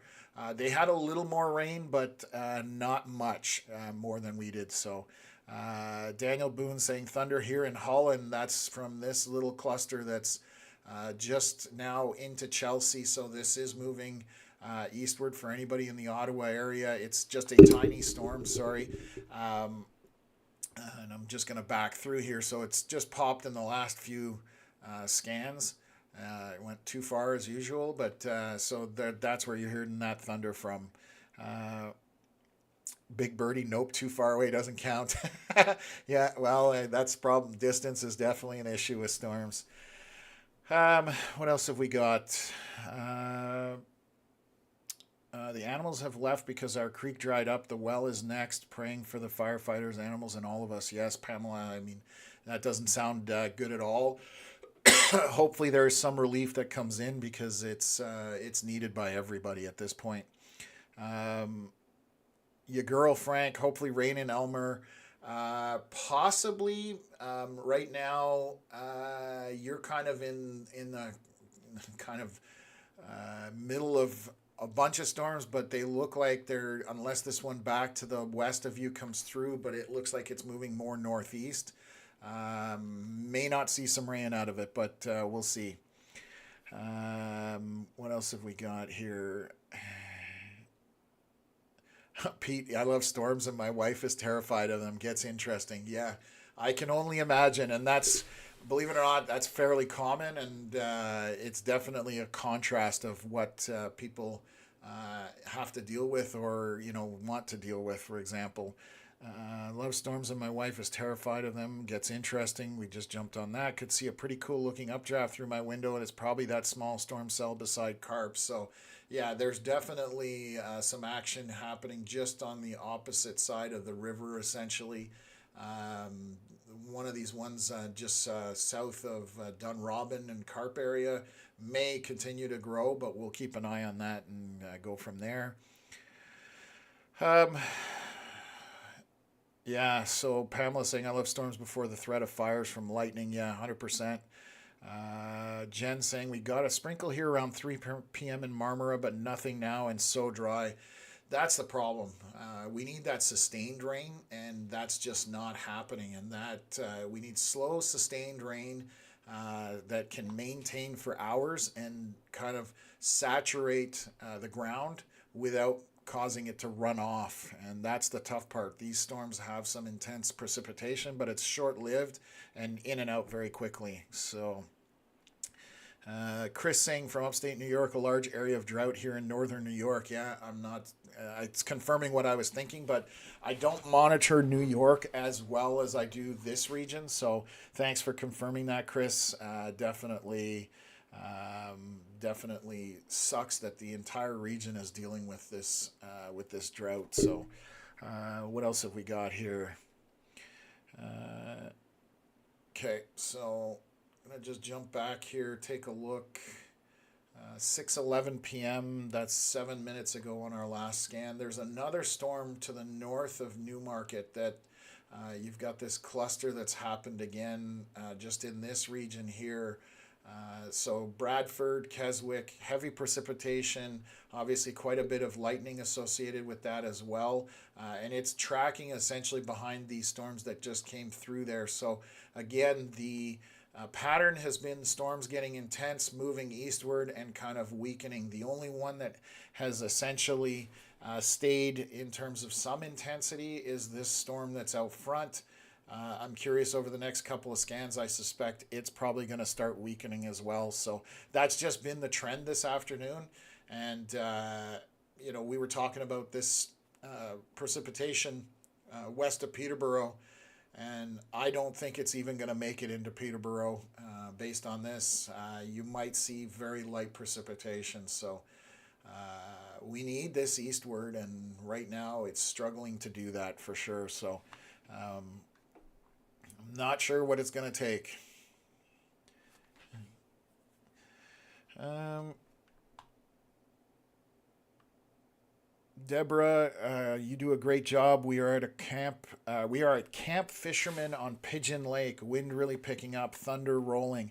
Thank you very much for the compliment. I'm going to double check where Pigeon Lake is so I make sure I know where you are and just look at what's happening in relation to that. So, oh yeah, okay. So you are just to the east of the Kawartha Lakes. So that's going to be that storm that's kind of to your north. I guess it depends where Pigeon Lake is fairly elongated, but just looking on the map. So that would be this portion of it right here. And I'm just trying to line up a few landmarks. Where is it? North. It's going to be to your north. So if you're on the north end of the lake, you might catch some of this precipitation or the more intense precipitation on Pigeon Lake. But most of it's going to be moderate to mild rain. So there is lightning associated. So if you are on the water, please take shelter. You have to be cautious with storms because they can throw lightning strikes out far from the storm. So that's one of those things. Lightning is so unpredictable. So just keep that in mind. If you're inside, then obviously you're doing what you need to in terms of that. So thanks. Lots of hay moves across the border from Ontario into New York and Pennsylvania. Interesting. Yeah, definitely. Farmers helping farmers is one of those things you can definitely count on no matter where you are. So Rick saying starting to intensify in Chelsea now, lot more lightning. So let's get back to the Ottawa area and just look at that storm. So yeah, the strikes are definitely picking up on that a little bit. There's what have I got here? 2, 4, 5 or 6 lightning strikes. So as this moves through, you can see that it's moving in a northeasterly track. And I'll zoom back out here. So this storm right here is essentially moving up towards Cantley, Perkins, and it'll go towards Val-des-Monts probably and Buckingham, to the north of Buckingham though. So as it's tracking right now, the storm that was behind it that we were talking about, there's a little cell just coming at Ottawa that's dying, and the storm that was kind of between Kinburn and Dunrobin is also dying as well. So storms are definitely struggling in the National Capital area to sustain, so definitely a tough one. Tornado Pro sent a picture of the storm. Okay, perfect. I'll take a look at that.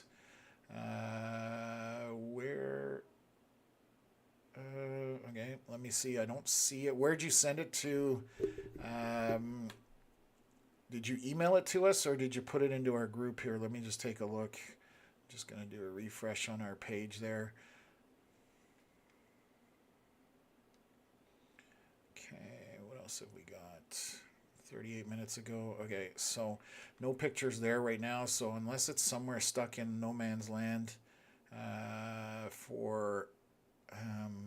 no, I don't see anything there.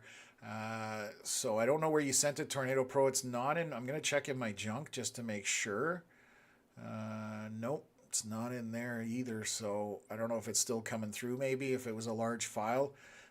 But I don't see it yet, so I'll keep an eye out for it here. Mark saying nothing in Kingston. Yes, definitely nothing happening in Kingston.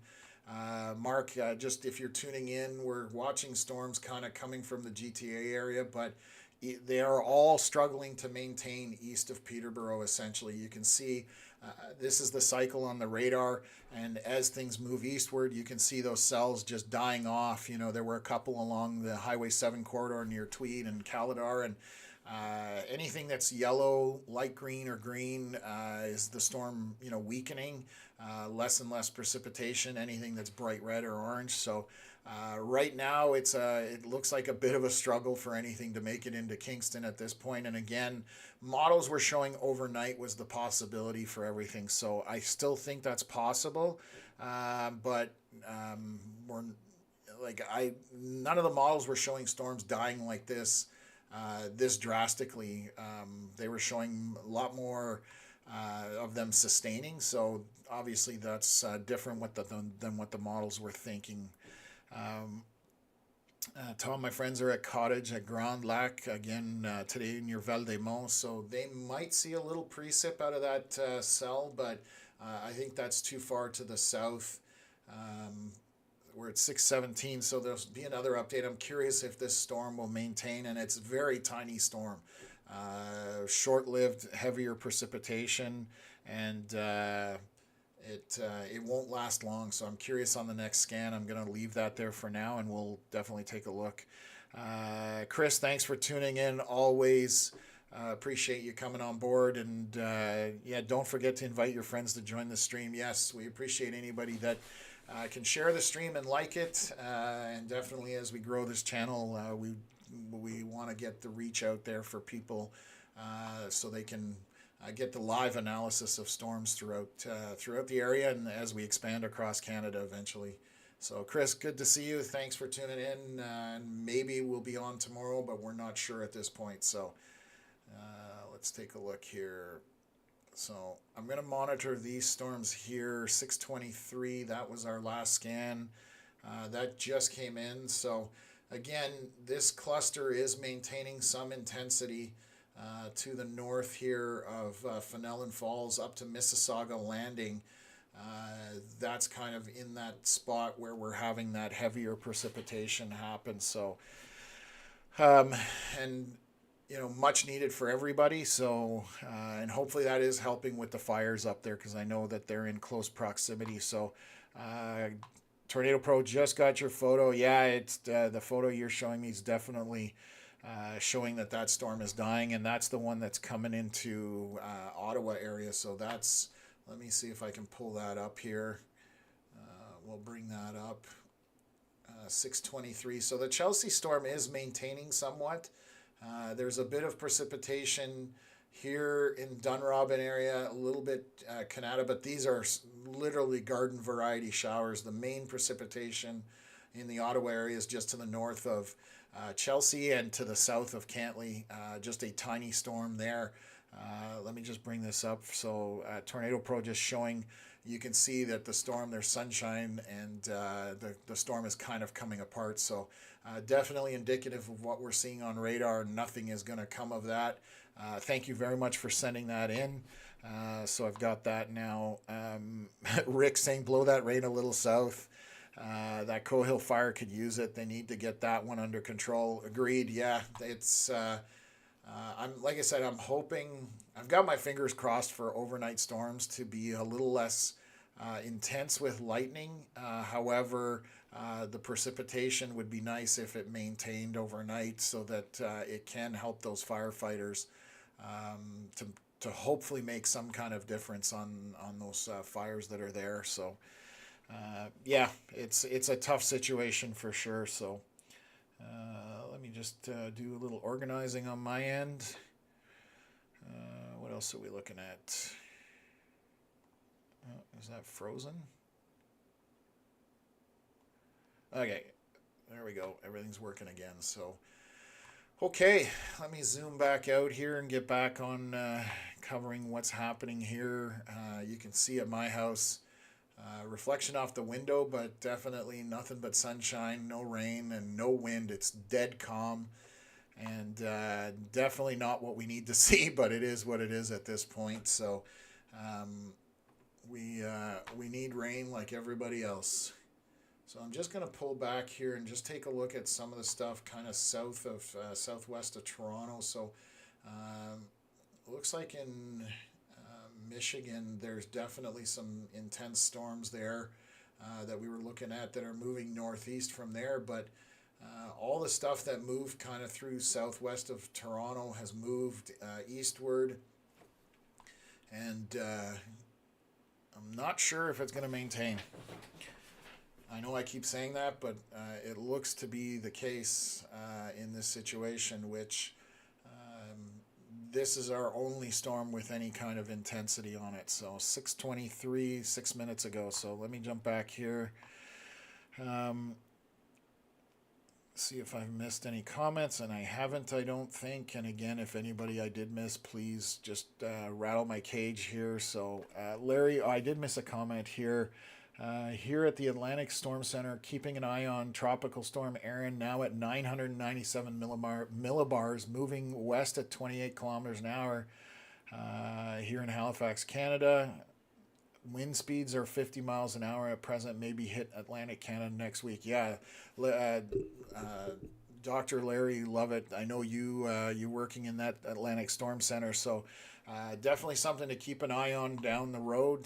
Still a long path for that storm to make it, all the way up to here, but definitely stuff people are monitoring, and that's the whole point, is just tracking it as it moves and whether it's something to worry about or not. So it's just something that's on the, I'm going to say, proverbial radar, and it could be something that impacts the U.S. and possibly Canada later on. So if that kind of stuff happens with something like where we have a major event like Hurricane Fiona coming up, That's stuff that we will do a live stream for that, even though it's outside of our region.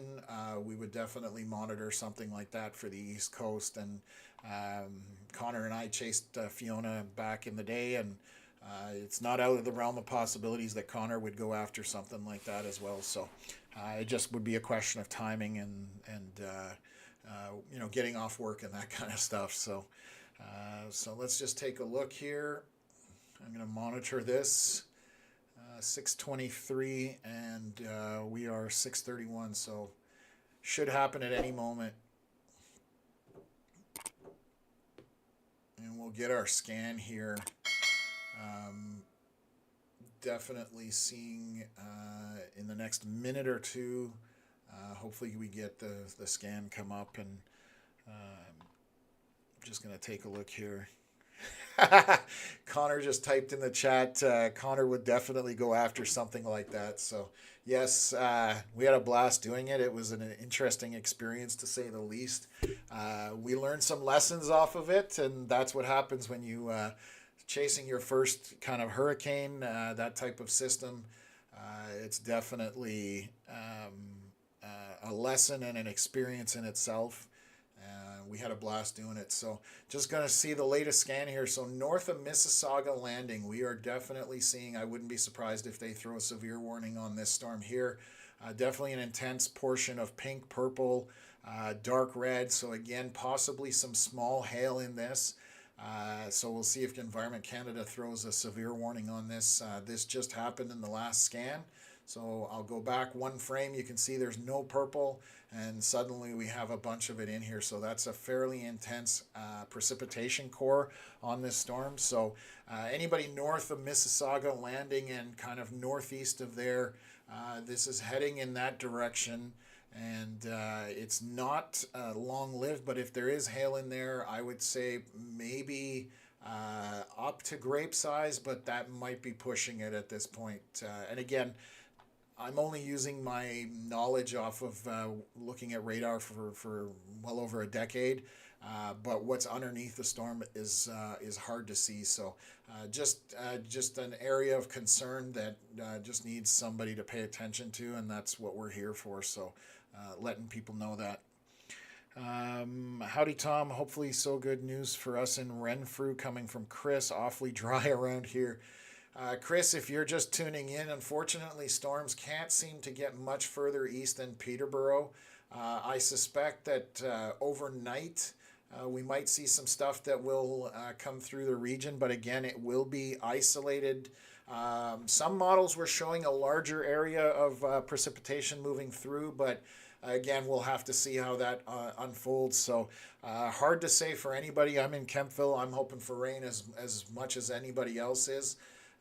This storm here that's kind of hanging out north of Ottawa between Chelsea and Cantley almost looks like it hasn't parked itself, but it's not moving very quickly in terms of out of the region. So it's just north of Chelsea, just going to be coming into Cantley.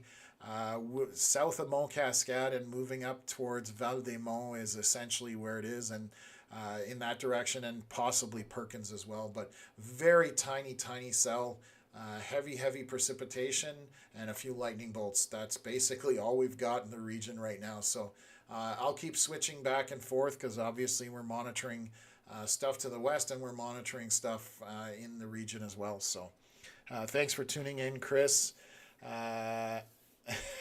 Chris saying, hope I ate. I had my lunch. I didn't have my dinner. I don't think this will run super late, and I'm probably going to take a quick break here in a minute just to run and grab some water and stuff like that. We are in the new studio, so I've done some things. I still have my mini fridge I need to install in here, so that I've got stuff more closely located to me when I'm doing this on the channel.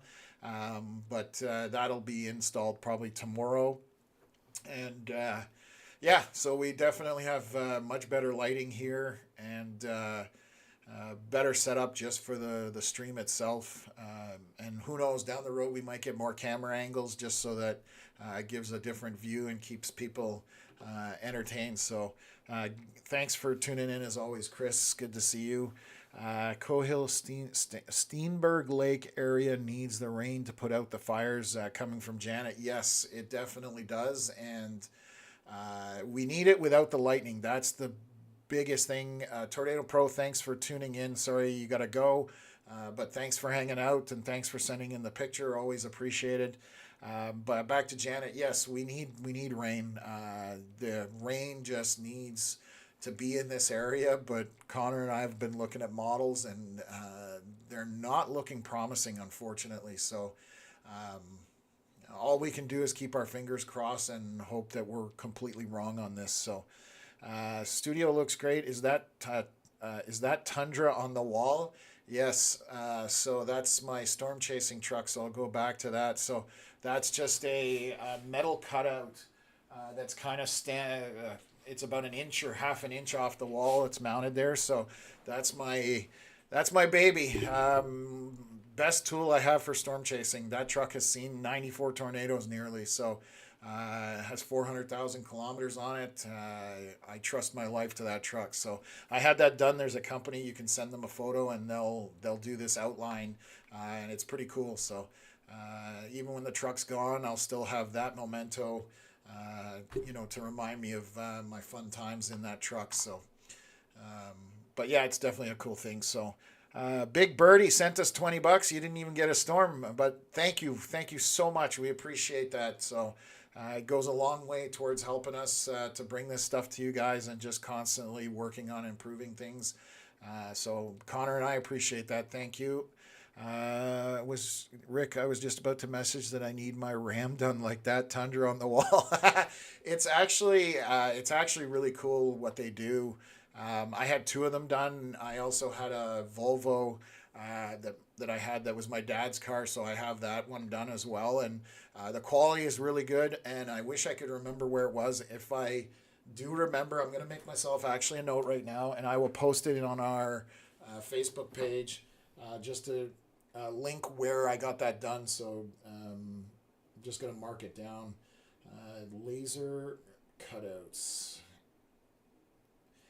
And they do, you just like I said, you send them a picture and they do a fantastic job of it. So I think this is our latest scan. We've been a little distracted here, 6:35. So that hail did go down, and you can see that. So I'm going to zoom out here. You can see that this storm is coming apart. That's our latest scan. Heavy precipitation, but you can see that everything is kind of weakening, and we're losing a lot of the red and going mostly back to yellow and green. So there's still a fair bit in there, but it is, I can tell that is weakening at this point. The stuff to the south has completely died off. It's just very light rain in here, to the west of Peterborough. And then this storm that was near Keswick has also started to die off as well. So we're definitely seeing a pattern of storms, and I'm scrolling back a couple frames here just so I can show everyone, and I will bring this up on full screen, and you can see that over the last 20 minutes it has kind of died off. So we're mostly yellow at this point, and a bit of orange, and it's definitely on its way to dying out. So going to come back to Ottawa. There's something south of Calidar possibly that has popped, but let me just have a look here. Let's see what the Franktown radar shows, and I'll load that. There we go. So the Chelsea storm has a couple of updrafts that have gone to its southeast. They're here over Point Gatineau and kind of moving along the river there. It looks like it'll go to the north of Orleans, but that cell is maintaining, and there are a couple of updrafts going with it, so we'll see how those interact. Currently over Cantley, moving northeast from that region as well. There is a tiny little cell here to the southeast of Calidar, basically east of Tamworth, north of Enterprise. We'll keep an eye on that because that's a little updraft that has gone. So I'll monitor that with you guys, and we'll keep checking on that as well. So I am going to take a quick break here. I'll be right back, but I'm just going to grab a drink of water and back in about a few minutes. So we'll tune back in here just in a moment.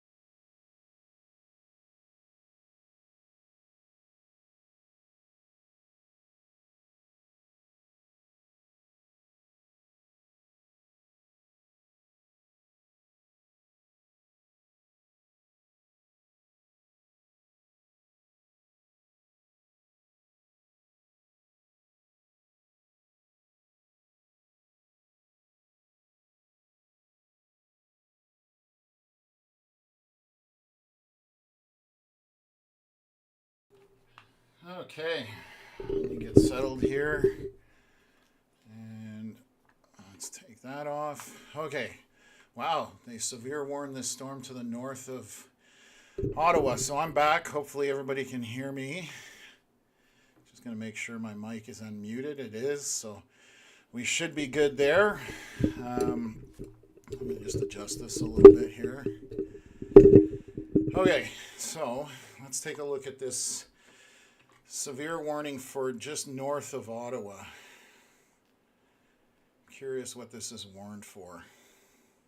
So that just popped up. Meteorologists are tracking a severe thunderstorm capable of producing very strong wind gusts up to nickel-sized hail and heavy rain. So that's what they're showing for this storm here. I'm going to take a look at wind speeds on this. I don't see anything super strong on the wind side of things, so this would be probably for just very heavy rain. I don't see any dark colors in terms of purples or pinks or anything like that, so not sure right now if this would be producing hail, but obviously Environment Canada thinks the possibility is there, so that's what they're monitoring this for. And I will show you the track of this storm as it came across the river. So it's in a northeasterly fashion, a little bit of a change in evolution of how it looked. and it's basically two updrafts essentially, one to the left over Cantley, and then one kind of southeast of there right now. So we will monitor that to see if that maintains, and go from there. So I'm just going to jump back. What I've got here, questions in the storm. What else have we got here? Looks like a sticker. That's awesome. Looks sweet. What color is it? I'll keep my eyes open for it around. My truck is actually bright blue. If you look at the picture in the studio, which, sorry, I'll bring that up. So that's my truck in the picture on the bottom right corner. So it's a bright blue Toyota Tundra with a big black bull bar on it. But I haven't been driving it much because I'm not storm chasing really anymore in this region. I'm sitting in front of a computer and doing live analysis, so my storm chasing has been limited. But if you're ever in the Kemptville area, Rick, feel free to reach out, and Chris, if you're ever out in this way, you can definitely check it out. I'm happy to always talk about storm chasing and that kind of stuff. So let me zoom back here and take a look at what's happening west of the Ottawa area, and that northern portion of these storms is definitely dying off, which is what I was saying I suspected earlier on. So it's continuing to trend that way, where we're losing some intensity on it. So our last scan was 6 minutes ago. I'll see if that continues to be the case. Haunting Alive, love watching your stream as you show more. You need a mic. I do have a mic. Hopefully that's you guys can hear me, but yeah, we definitely have a mic on the channel. So it's right below me. I don't know if you can see it now. So that's the top of the mic, just here. So it's barely visible. There we go. Okay. Anyways, yeah. So. And yeah, Rick, you can reach out too. I'm happy to share if anybody's in the Kemptville area and you want to see my storm chasing truck. We can definitely have a look at it. So let's take a look here. Let's back out. All the stuff to the west of Ottawa looks like it's dying out, and we're just going to bring this back here. So Sea Wiggles, thunder in Orleans. Yes, so you're getting just. This storm is kind of tracking along the Ottawa River. It looks like there's a portion of it, this second updraft. So you've got kind of two updrafts, one right here, and then you've got another one that's over the Cantley area. So if you're in Orleans and you're hearing thunder, it's from these lightning bolts right in the middle here. If I bring that up on the full screen, Orleans being, that was a terrible circle, but Orleans being right there, that's what you're hearing at that point. So yeah, so we'll see how this progresses. Again, right now I don't see any signatures of hail, but the potential might be there that this intensifies, and that's why Environment Canada on the Quebec side put that warning out. So let's just 6:41. So yeah, I need another 2 minutes before it jumps back on here. So we'll keep an eye on what's happening. I don't see anything else anywhere. I'm just going to jump around here to take a look if I'm missing anything. What about to the north? Let's look towards Sudbury. So those are storms that moved through. So there are some storms kind of on these are just regular showers. It looks like there's not even any lightning associated with this. So south of Timmins, I'm just going to look here. Yeah, that's so Val Gagne down to kind of Englehart, along that Highway 11 corridor. There's some storms moving in. There's 2 lightning bolts or 3 lightning bolts on this, essentially just southwest of Kirkland Lake, just moderate to heavy rain in that southwest portion of it. But nothing too crazy at this point up there. So again, down here we have 2 little isolated areas that we're watching, and we are going to track them. There should be a new scan here any second from both radars. So it's almost like which radar is going to update first. So This one here, I'll keep an eye on this one from the Ottawa radar, and we'll see when the scan comes in here. So, yeah, you are, well, yes, you, unless this extends, Sea Wiggles, you were saying, oh, we're too far to get the rain, which is desperately needed. Unless the updraft expands and kind of works its way down this way on the next scan, you're more than likely, and there's the next scan, you're more than likely too far away to get any kind of rain. You're just going to be hearing the thunder. So we have got the next scan. This portion here, and just kind of to the east of Canley, has weakened. Moderate to heavy rain in there still. The cell that is to the southeast of it has definitely high-end rain to moderate. So heavy precipitation in there with a few lightning bolts, but that's basically it. Very isolated, very small. Nothing to be concerned about in that regards.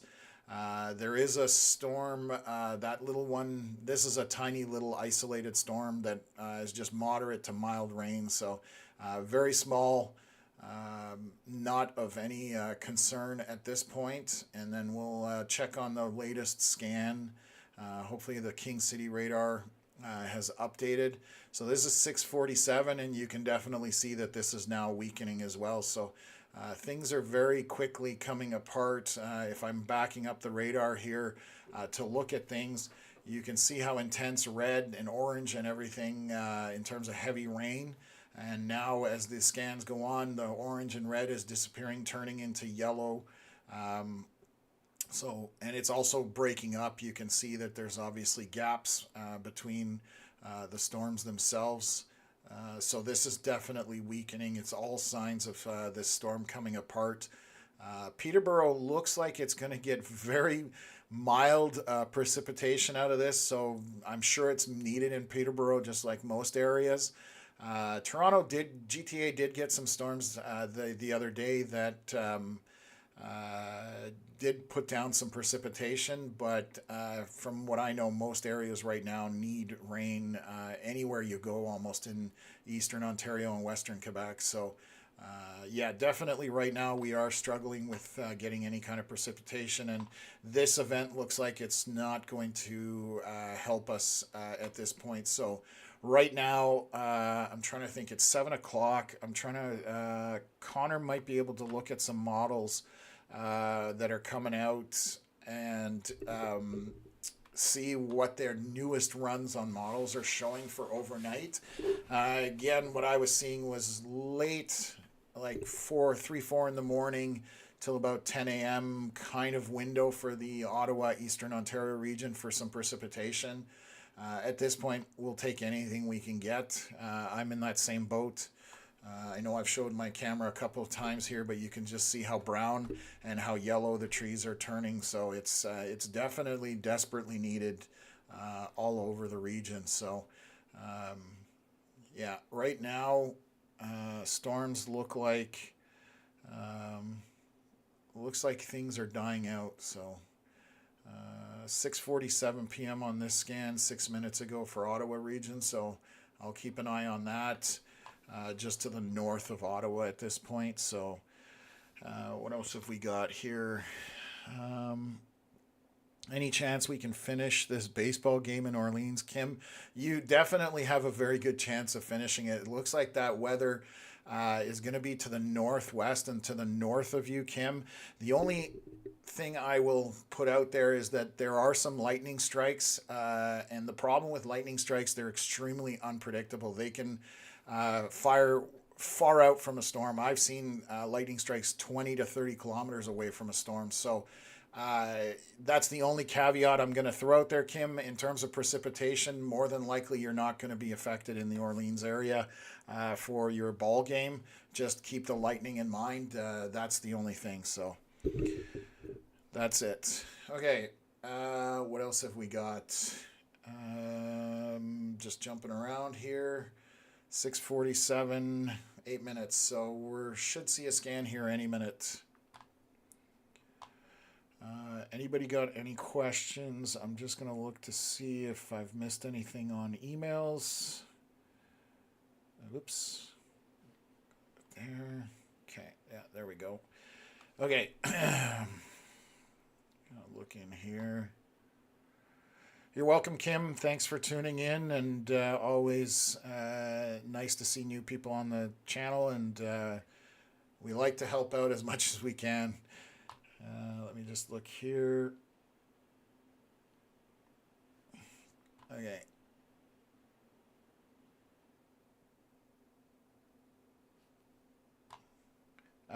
Katya Ronako or something. I'm not sure if I'm pronouncing that. I apologize if I'm pronouncing it wrong.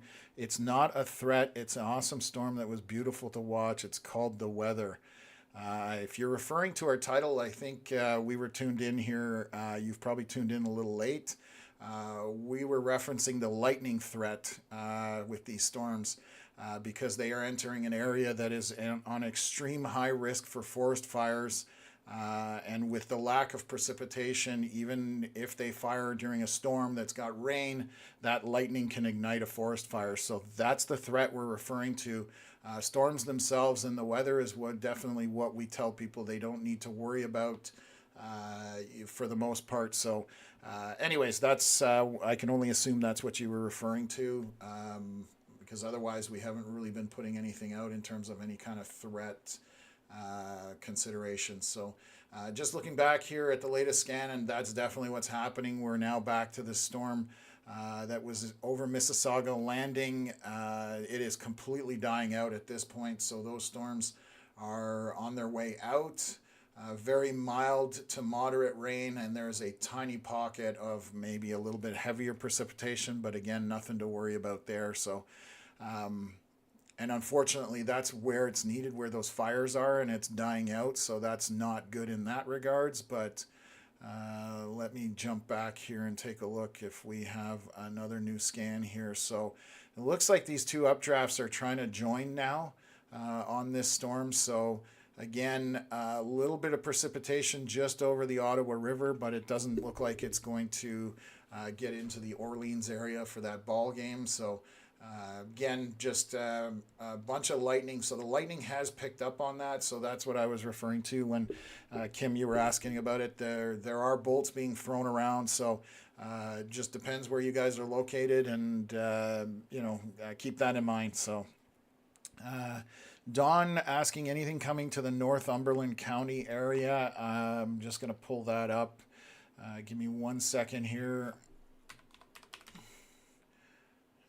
Go. I'm just going to make sure.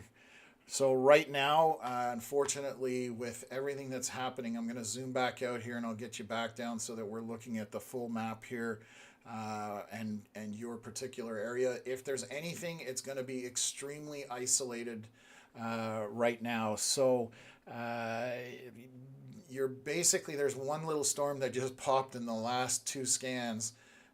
And that's the one that's near Holloway, and it's a very small isolated storm. It's just rain, heavy precipitation, but very short-lived. All of this stuff to the west that's by Peterborough that is heading eastward is dying out. All of this is dying out, and as it's moving in this direction, it's losing its strength, and it will die before it gets to Northumberland County. So unfortunately, I don't have good news. Other than this storm that's just to the northwest of Belleville that just popped. This is a new updraft. We will see if it can sustain, and I'm going to point out an updraft right here that was by Tamworth, and if you look at that, you can see now that the orange has gone away and it's basically almost disappeared essentially. So that's what we've been seeing from updrafts and storms, is they're going and then they basically can't sustain and they die out. So nothing of any significance right now, Don, for that region at this point. So Chris asking, where did I do most of my chasing? Most of my chasing's in the U.S. I've been down to Tornado Alley since 2014 was my first year. So I've done 11 seasons down there of chasing in Tornado Alley, and that's kind of where the meat and potatoes of my storm chasing. I've always done chasing in this area, but it's less, smaller portion, I would say, of my storm chasing, because I'd work my butt off for 11 months, and then I would take 4 weeks off and go storm chasing. That was my vacation. So everything was kind of funneled into that 4 weeks, and some years were awesome, some years were terrible. That's the way it happens with weather. So.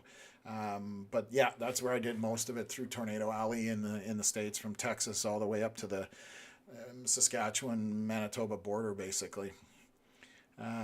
Cancel. Mark saying friends hearing thunder at Grand Lac, Val des Monts. Yeah, they would. That's that storm that's over the kind of east of Cantley, Perkins. We'll see if those two updrafts combine and if they kind of intensify. That's a possibility at this point, so I'll watch that. Is there Alexander Brusso? Is there going to be bad weather for Ottawa tomorrow? I don't think bad weather at this point. I think most of it's going to be overnight and early morning, and it's going to move out of the region by 10, 11 o'clock in the morning. After that, there are possibilities. Some models were showing possibility of storms trailing later in the afternoon, somewhat isolated. So again, it's a question of what actually transpires. And right now, this what's happening in terms of the weather in Eastern Ontario coming from the GTA area, models were not showing this kind of dying out. They were showing storms sustaining and moving into the region far more. So that's obviously going to affect what the models kind of output later on. So I'm going to keep tracking it right now. I'm going to see what the scan. So 6:59. This is our latest scan. Our little updraft down here just north of Belleville is sustaining right now. So we'll see if that continues to be the case. But everything else back here to the west that we see on north of Peterborough, mild to moderate rain at best, with it basically all of its weakening at this point. So that's all been dying off. So yeah, it's been an interesting afternoon. And again, the main reason we came on was to do with more of the fire threat from lightning strikes. That was more of our concern. Just watching where the lightning was happening, and it's going through that area that's a very high extreme risk of forest fires. So that was the reason we wanted to chat with people today. So what else is there? Yeah, Don, I don't blame you. We're all hoping for rain. So I hope overnight we're going to get those storms. They were definitely a lot more widespread. And, overnight would be nice because it's a little cooler. And as long as it's not heavy rain, it should do us some good. If you want, definitely recommend subscribing to Connor Mockett, Storm Chaser, on Facebook. He does forecasts for this region, including you down there. So he definitely puts out information that would be pertinent. So you can tune into his Facebook page, and it will give you up-to-date information as he does his forecasts, and he's fairly accurate with it. So definitely my recommendation there. Chris asking, am I from Kemptville? So originally I'm from Ottawa.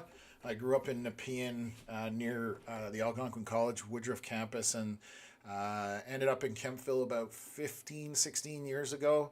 And I've been here ever since. I like Kemptville. It's exploded in the last 5 to 10 years. Just a lot of people moving here, a lot of growth, but definitely love Kemptville. So Alexander Brousseau, you're welcome. Glad I could answer your question. That's what we're here for. So yeah, Big Birdie saying that'd be awesome. Get some moisture on the ground in the morning, then have it lift for storms in the afternoon. So yeah, the big thing I think I would love to see, as much as I want to be on a stream talking with everybody, I truly enjoy this. I want to see just regular storms, overcast with just a drizzle. That's what the region needs, and if we can get that, it will make a huge difference in terms of the moisture being able to get into the ground, into the vegetation. As I mentioned a couple times on the stream, that's what we need, but I don't think that's coming. So that's the unfortunate part about it. So let me let me zoom back here and take a look. 6:53 p.m. And we're 7:05, so that's a little late. I'm hoping this updates here. Hasn't yet, so I'll zoom back out. I'll go to the other radar down by King City, but things are dying out. I think we're not going to stay on the stream much longer here because I'm not just going to sit here to tell you it's raining.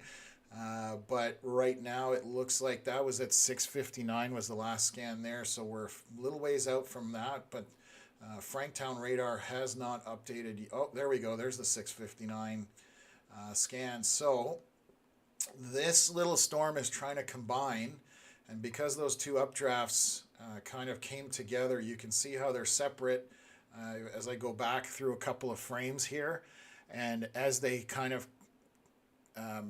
join together, you can see that the precipitation core intensifies right here. So if you're south of Perkins right now with this slight amount of purple, there may be tiny hail in there, small as in pea-sized or smaller.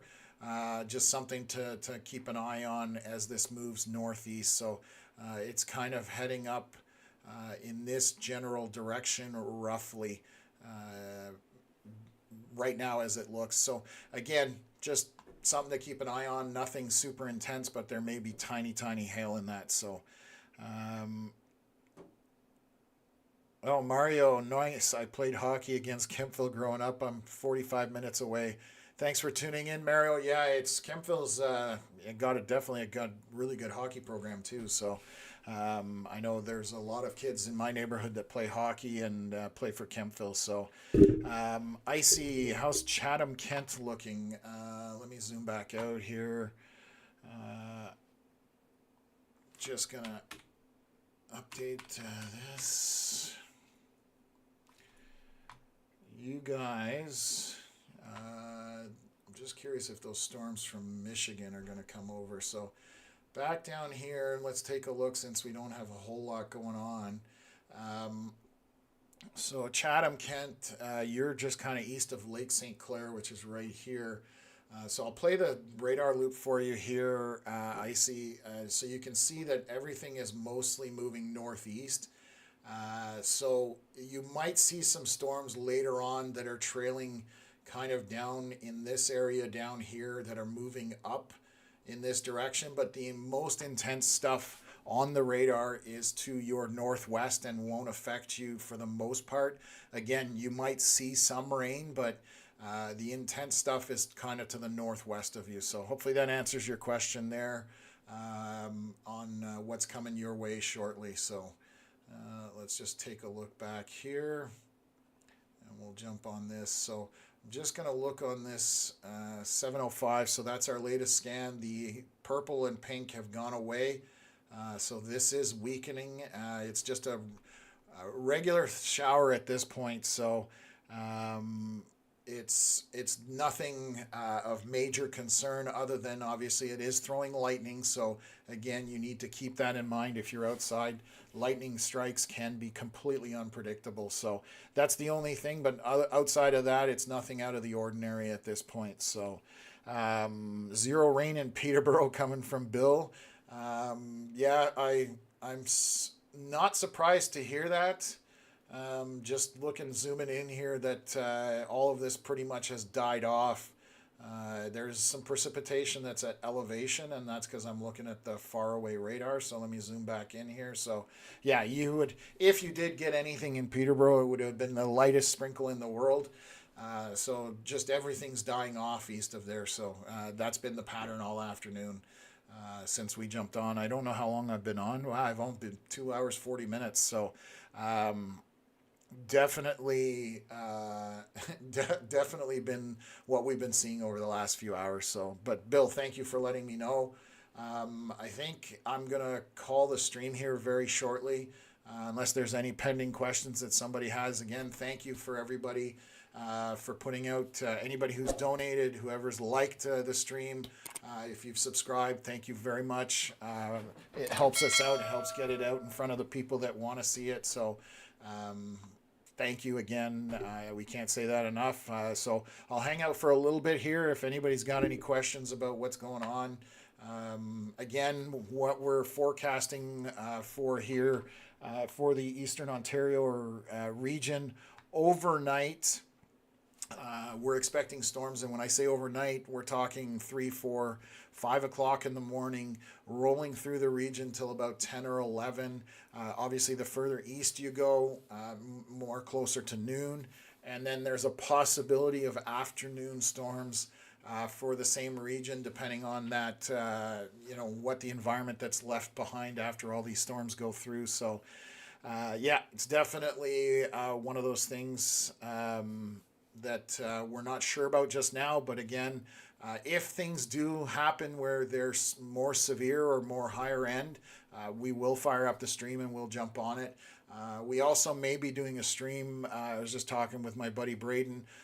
We might do a stream for Saskatchewan because there are some storms out there. That's higher end severe storms with tornado potential. So we may do both. I may run for Eastern Ontario and kind of bounce back and forth. So just something to keep in mind. But if we're on the stream tomorrow for Eastern Ontario, it's because some of the storms need some attention. Other than that, I'm hoping it's just regular rain, to be totally honest with you. So. Janet, thank you for your time. Have a great evening. Sweet dreams all. Awesome. Thank you for tuning in. Appreciate you being on the stream. Chris, always good to chat with you. I'm going to go and have my food now. And we definitely need the rain. So hopefully we'll see some rain soon, and ideally overnight with, nothing too crazy. So thank you very much. Appreciate everybody. And it's always... good. Connor making fun here. Is it going to hit his house? You know what? I might take a drive out there and throw some ice cubes at your house. Anyways, we always have fun with it. That's why we enjoy this. It's a blast. I definitely enjoy being able to bring this to you guys with Connor. And, we're definitely experiencing some different kind of patterns right now with how hot it's been. And how long it's been hot. That's been the biggest thing.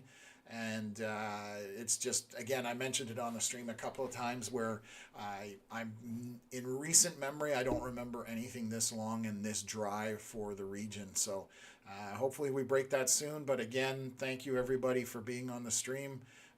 It's appreciated, and we'll catch you guys on the next.